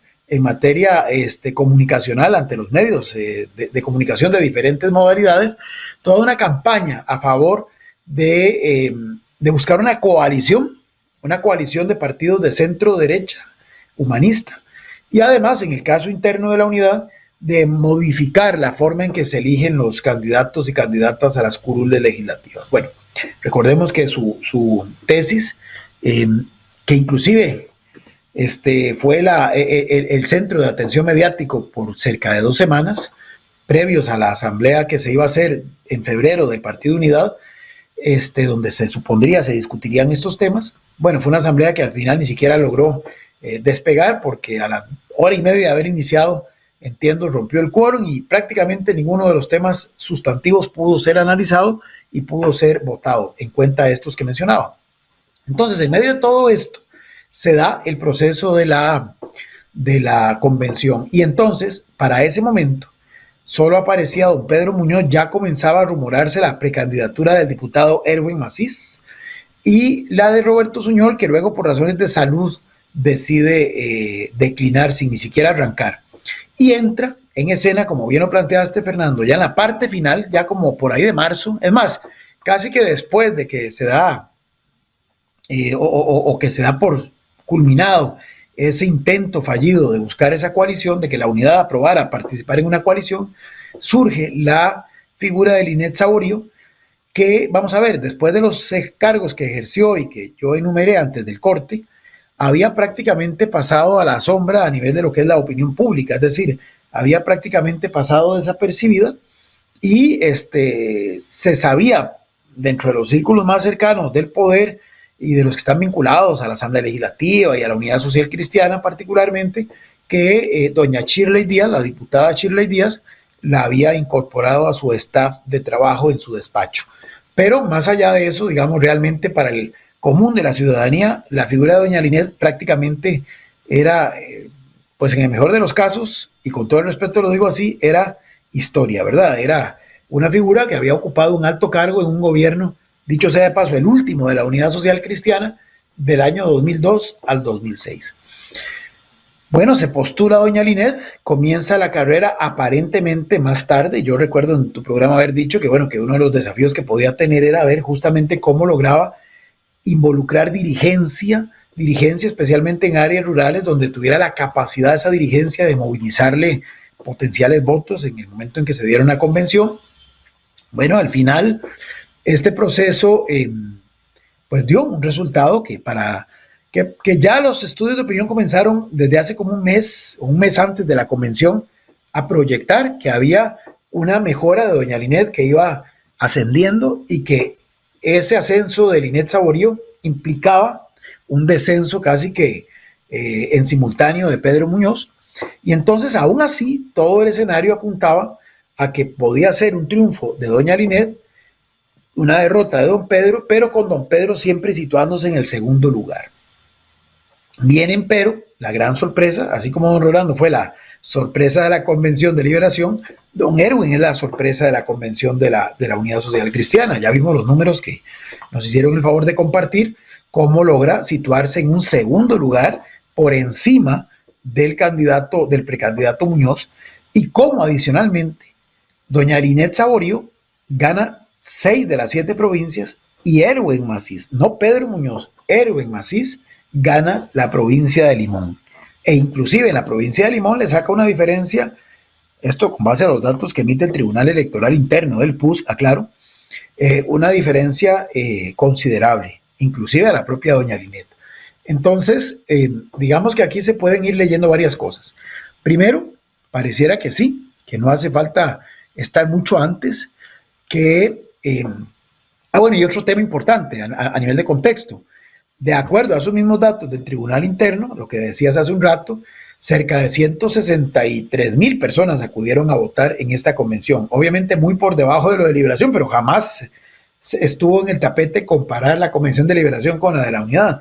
Si se puede comparar la de la Unidad consigo misma, pues según los datos del propio partido, es un número de votos muy similar al alcanzado en 1993, inclusive en la época dorada de la Unidad, cuando era un partido fuerte y cuando estaba, digamos, todavía en aquel momento, inclusive ejerciendo el poder bajo la presidencia de don Rafael Ángel Calderón.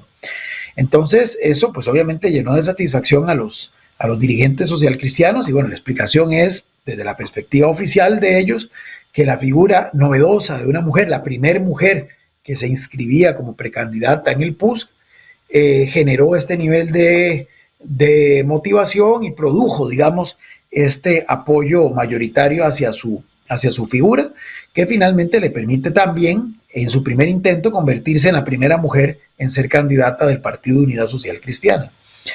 Ahora, don Sergio, esa convención del 93 entre Miguel Ángel Rodríguez y Juan José Trejos. Efectivamente.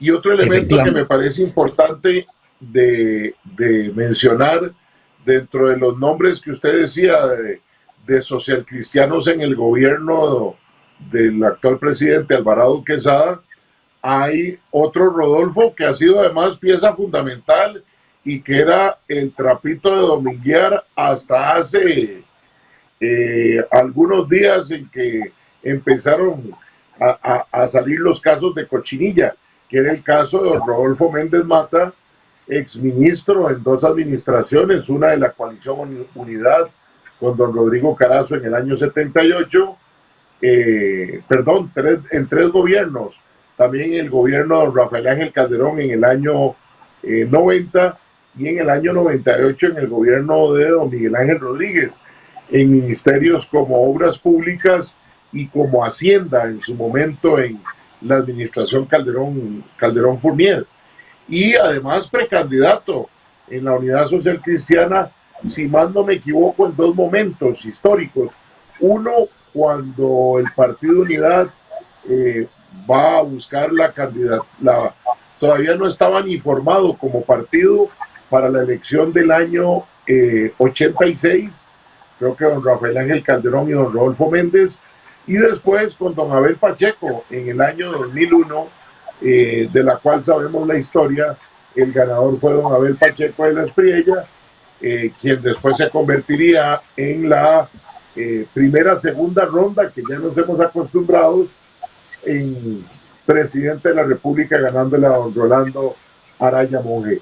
Sin duda alguna, la presencia de una mujer, la presencia también de una figura ligada con el Poder Judicial en una época muy diferente, como directora del OIJ, en una Costa Rica muy diferente al día de hoy, pareciera darle algunos elementos atractivos que podría analizarse, como usted bien lo dijo, con Liberación Nacional, la capacidad del manejo de la campaña para poder situarla en una opción de las dos que vaya a una segunda ronda, porque eso es lo que algunos dicen, don Sergio, que ahora la carrera no es por ganar en primera ronda, sino para poder colarse en una segunda ronda, y habrá que ver si estos elementos de también haber estado alejado de la política, que es otra paradoja.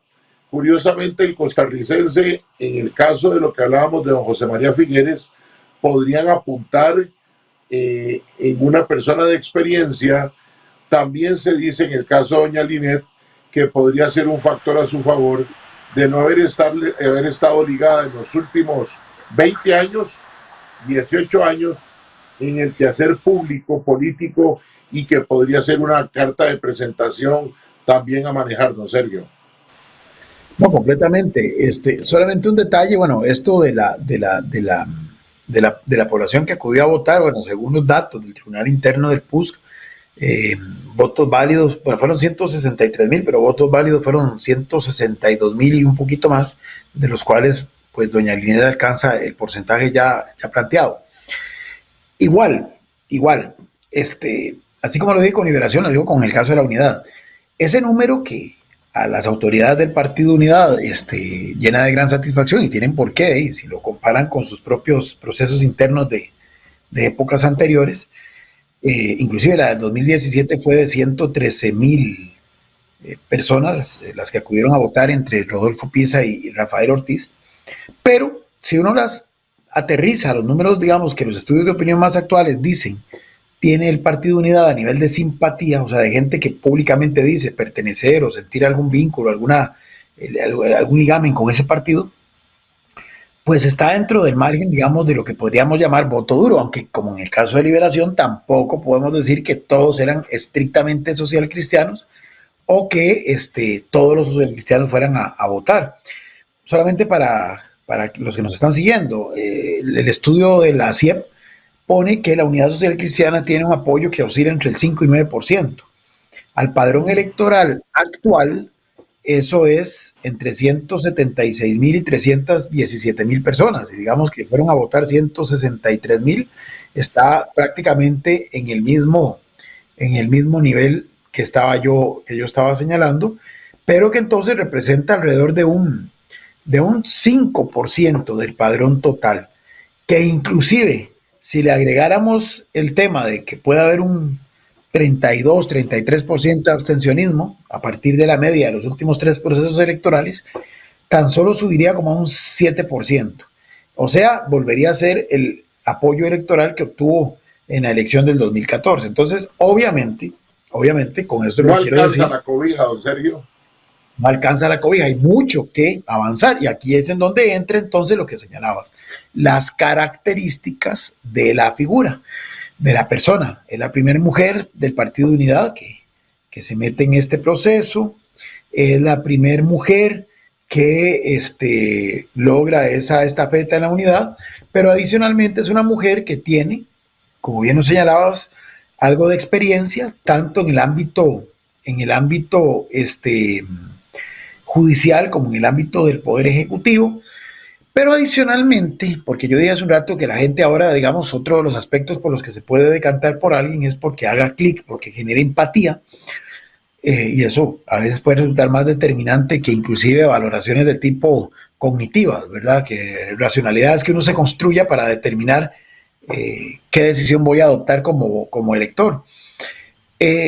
La sola figura de doña Linet, y lo vimos en los debates, especialmente los televisivos, su sola figura genera una cierta imagen que puede hacer clic con un segmento de la ciudadanía que está en este momento desesperanzada, diría don Rolando Araya, pero adicionalmente huérfana de alguna suerte de apoyo emocional, de una imagen, de un liderazgo que le genere serenidad, que le disminuya la ansiedad, que le genere un poco de sosiego, como se decía popularmente antes.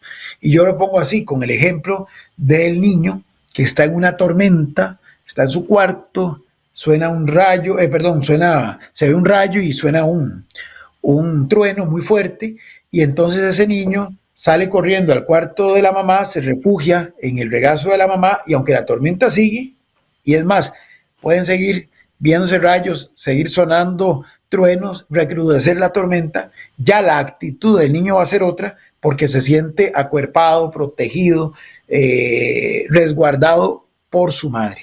Bueno, en este caso, doña Linet tiene, digamos, esa posibilidad de transmitir su lenguaje no verbal. No estoy entrando todavía a la parte del discurso. Su lenguaje no verbal ya es una ventaja que tiene y que puede, si la saben también sus equipos de campaña y de estrategia, manejar adecuadamente, le puede potenciar un posicionamiento muy favorable en el imaginario de muchísimas personas, ¿verdad? Que andan buscando eso, una figura que les inspire confianza, pero sobre todo que les inspire esa paz, esa serenidad que un contexto como el que hoy vivimos tanto estamos demandando. Veamos los casos, por ejemplo, de salud mental que hoy son, digamos, se han disparado, toda la problemática que hay por el tema del confinamiento, por el tema de la zozobra, porque no sabemos cuándo va a terminar esta pandemia, porque la situación económica de muchísimas personas es realmente, y social es realmente muy grave. Estamos en una de las crisis más serias de las últimas décadas. Entonces, es un momento en el que alguna gente podría, digamos, sentir que su figura puede ser esa clave para por lo menos crear un poquito de, repito, de serenidad colectiva. Ahora, eso es una parte, más no es suficiente. Obviamente tiene que enriquecerlo con un planteamiento que ahí sí, me parece, y ese es el gran desafío de este partido, tiene que ser un planteamiento que se salga de lo usual, que no sea, digamos, muy distante de su identidad doctrinaria, pero que sí tenga algún grado de novedad. Y ahí es en donde entonces digo que quizá esa sorpresa de Erwin Macís podrían, si la saben capitalizar, incorporar. ¿Por qué?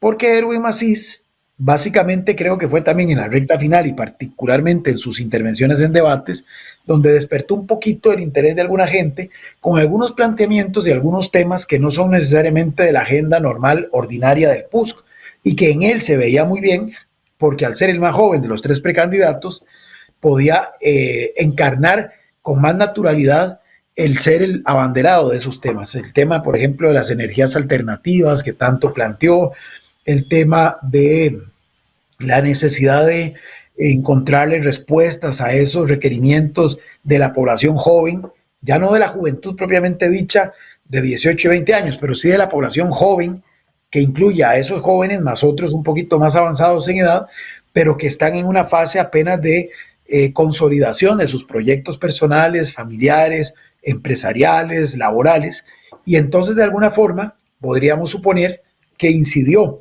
ese discurso en ese ascenso de don Erwin y que finalmente para mí fue la sorpresa, lo dejara, digamos, ubicado en un segundo lugar.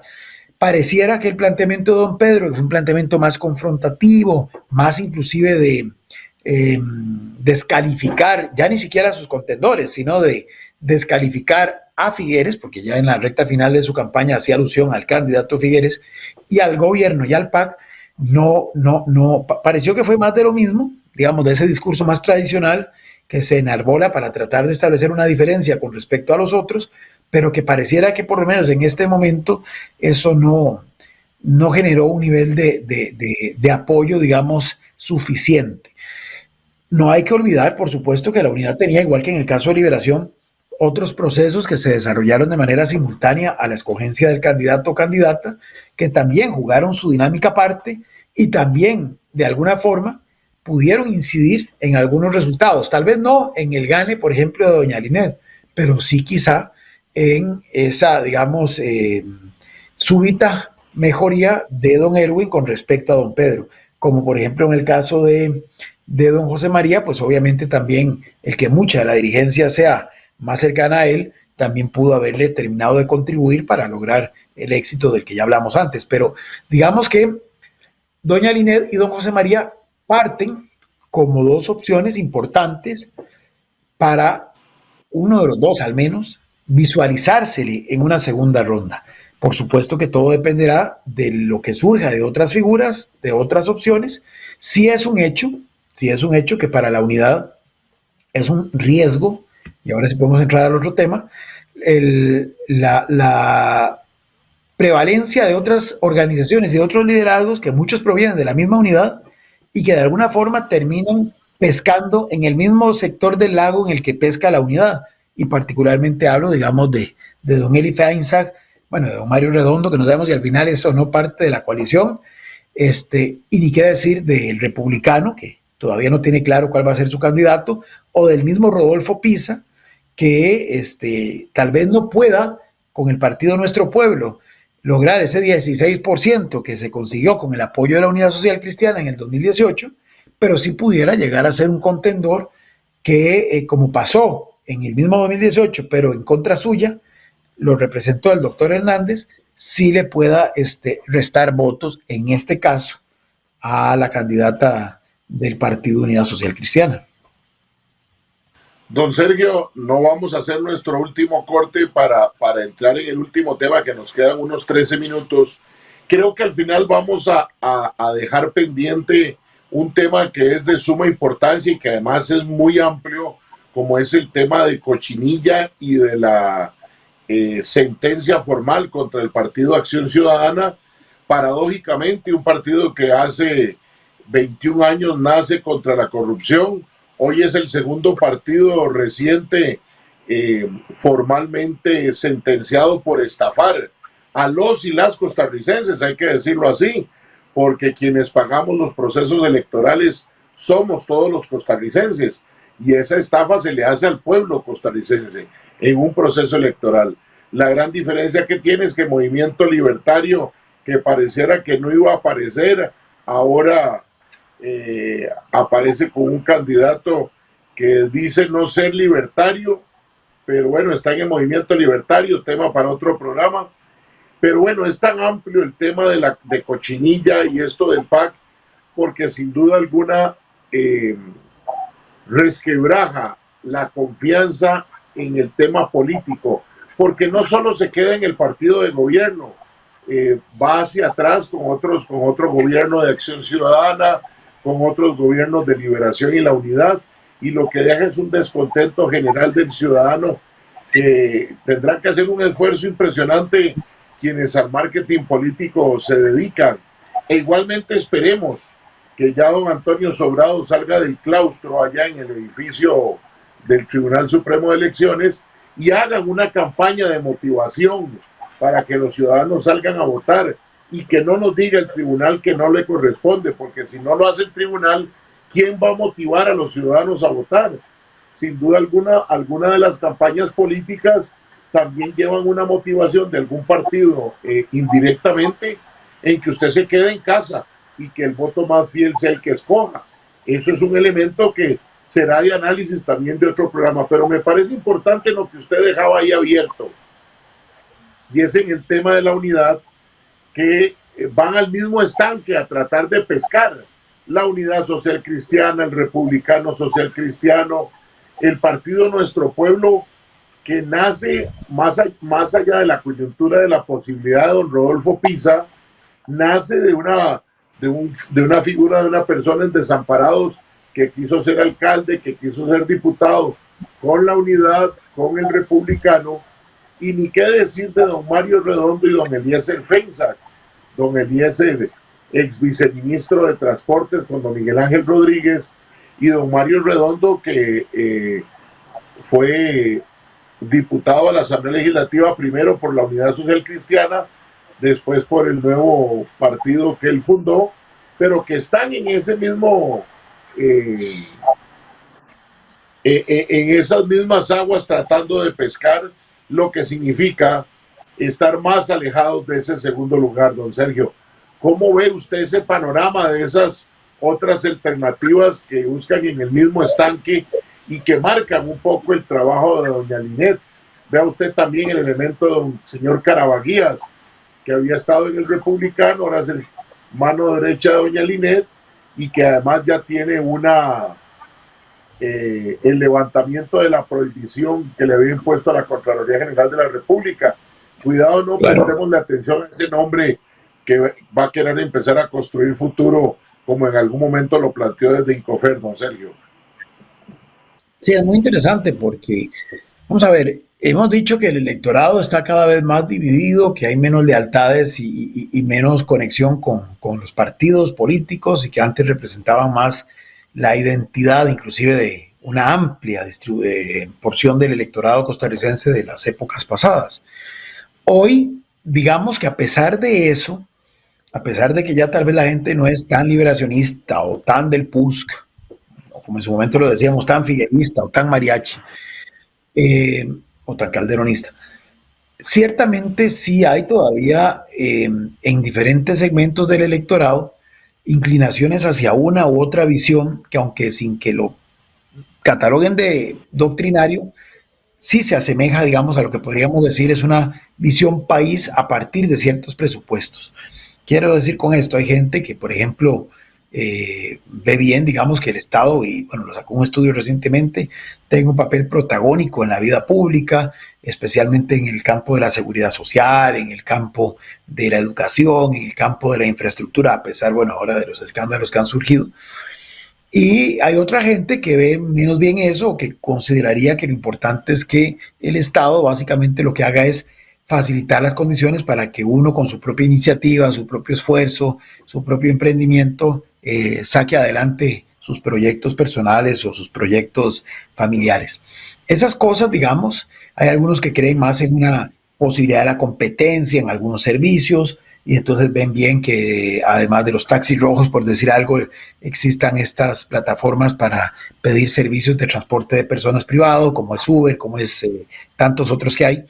Y por supuesto también hay gente que considera que no, que todo eso debería estar completamente regulado por el Estado, y que sería el Estado el único llamado a operar ese tipo de servicios. Todas esas cosas de alguna forma están en el imaginario de la gente, está en lo que se conversa en el día a día en las esquinas de los parques, solo que nadie le da un carácter de doctrina, ¿verdad? Nadie dice, es que mi postura es de centro derecha y mi postura es de centro izquierda. No, digamos, a ese nivel no se llega, pero sí en la jerga común, en el diario convivir, se perciben ciertos elementos que permiten configurar visiones de mundo que en algunos casos pues sí tienen sus diferencias de grado. Entonces, a partir de ahí, ahora más con el tema de la agenda cultural, la gente se ha autodefinido como más progre o menos progre, o más conservadora o menos conservadora, en función de cuál es su postura con respecto a el aborto, con respecto al matrimonio de personas del mismo sexo, con respecto a la posibilidad de la eutanasia, con respecto a si a los animalitos se les puede o no dar un carácter, un trato casi que de personas, o si yo puedo, por ejemplo, autopercibirme de un género o de otro, ese tipo de temas también, o por ejemplo más también hay gente que cree que hay que proteger toda la naturaleza a costa inclusive de lo que sea, y hay otros que consideran que si bien eso es una insignia costarricense y de la cual prácticamente toda la sociedad se siente muy orgullosa, pero que hay que verla también equilibrar con el desarrollo humano, con la posibilidad de que la gente tenga que comer, pueda producir, tenga dónde vivir, en fin. Entonces digamos que sin entrar en discusiones muy teóricas, pero sí hay diferentes posturas con respecto a estos temas. Estos partidos ¿por qué dije todo esto? Porque estos partidos de la centro derecha, o lo que llamaríamos nosotros ya en una jerga más técnica, la centro derecha dentro del espectro ideológico, es en donde podríamos ubicar a esta amplia gama de opciones que se han mencionado, desde el Partido de Unidad Social Cristiana, buscando más hacia la derecha, a Unidos Podemos, a Liberal Progresista, que inclusive el nombre es bastante sui generis, a otros partidos como el que acaba de fundar Otto Guevara y que va a postular a Federico Malavasi como su candidato a la presidencia, o por supuesto al mismo Movimiento Libertario, que en algún momento era la derecha dentro de ese espectro, pero que con el mismo Otto Guevara, en sus 5 campañas presidenciales fallidas, lo fue acercando más al centro. Bueno, y ahora tiene a un empresario que se dice no político como su referente y su candidato a la presidencia. Todos estos grupos, de alguna forma, hablan el idioma que le puede gustar a un segmento de la población. Y entonces aquí es en donde comienza uno a establecer y el mismo Liberación, que de alguna forma, especialmente con figuras como don Oscar Arias, como don Carlos Ricardo Benavides, como la misma doña Laura Chinchilla, y por qué no, con el mismo José María Figueres, se habían también tirado un poco más del centro izquierda hacia el centro, también comienzan a hablar temas que parecen ser de atractivos para un grupo bastante importante de población que a partir de esos discursos no logra encontrar mayores diferencias, y entonces es donde vienen los otros elementos, las diferencias en los temas más puntuales como esos que acabo de mencionar. Bueno, ¿cuál es la postura con respecto al aborto, para citar un caso? ¿O cuál es la postura con respecto a la explotación o no de recursos generados del petróleo, por ejemplo? O si puede o no puede explotarse gas natural en un parque nacional, que son cosas en las que tal vez sí se pueden establecer algunas diferencias que le permitan a estas personas, en función de sus propias afinidades y sus propias lecturas del mundo, decantarse por una u otra. Pero si eso no fuera suficiente, entonces viene el tema de lo que decía hace un rato, de la empatía, de cuál de todas estas personas, inclusive su lenguaje no verbal, ya de por sí me genera algo, positiva o negativamente. Y aquí es donde uno ve que se abre el abanico para que puedan, digamos, darse todavía algunos elementos de diferenciación, que solo en la campaña los podremos ir viendo, porque de lo contrario, si los discursos son todos muy similares, entonces, sobre todo en los temas más gruesos, en el tema del desempleo, no voy a puntualizar, en los temas más importantes que hoy enfrenta la sociedad como sus grandes desafíos, si los aspectos de propuesta no son muy diferenciadores, y más bien hay muchas similitudes, entonces en este gran bloque puede haber una tremenda dispersión del voto, porque entonces esas otras variables, esos otros elementos que considero pueden motivar el voto, van a salir a relucir. Mientras que del otro lado, de lo que llamaríamos la centroizquierda, uno podría entonces ver que hoy hay menos, paradójicamente hay menos expresiones, y que perfectamente pueden aglutinarse de forma más rápida alrededor de 1 o 2 temas también que pueden ser objeto de diferenciación, ya sea por el fondo, qué sé yo, que se defienda a ultranza la protección del ambiente a pesar de nada y que eso le guste a un segmento de la gente que comulga con esa idea, o bien temas más puntuales como los que decía de los derechos humanos o la agenda cultural, o inclusive que alguna figura de estas genere algún grado de empatía, por lo menos en algún sector de ese conjunto de la sociedad que se decanta por esa visión de mundo, y que entonces por lo menos le dé una minoría lo suficientemente cohesionada y lo suficientemente numerosa para al menos, como decías hace un rato, pasar a una segunda ronda. Yo veo un poco más de, a pesar de que en la izquierda o en el centro izquierda también hay diferentes manifestaciones, está el PAC, que bueno, va a tener que enfrentar este desgaste de 2 ejercicios de gobierno, que además han sido muy polémicos, la misma situación del partido como un todo, que es este tema de la condena, de la que no pudimos hoy profundizar, pero que evidentemente está ahí presente, que son aspectos que juegan en contra suya, pero bueno, es uno de esos que está dentro de este otro, digamos, segmento del imaginario. Está el Frente Amplio, que bueno, es un partido que después de tener también un crecimiento importante a nivel de curules legislativas, comenzó a decrecer.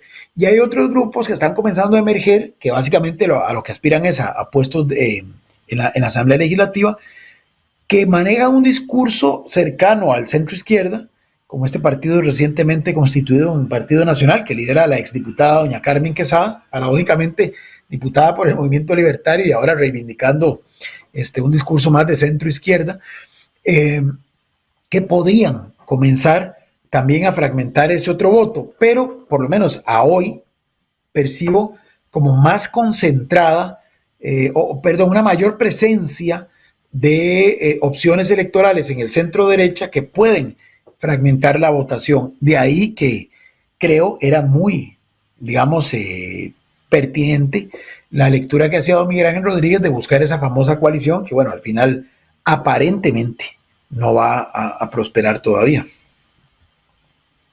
Sin duda alguna, quienes digan que en horas 55 minutos de qué se habla en un programa, hoy hemos hablado bastante y nos quedó pendiente en el tintero. Pero bueno, creo que en el mes de agosto espero que podamos estar conversando después de 2 hechos.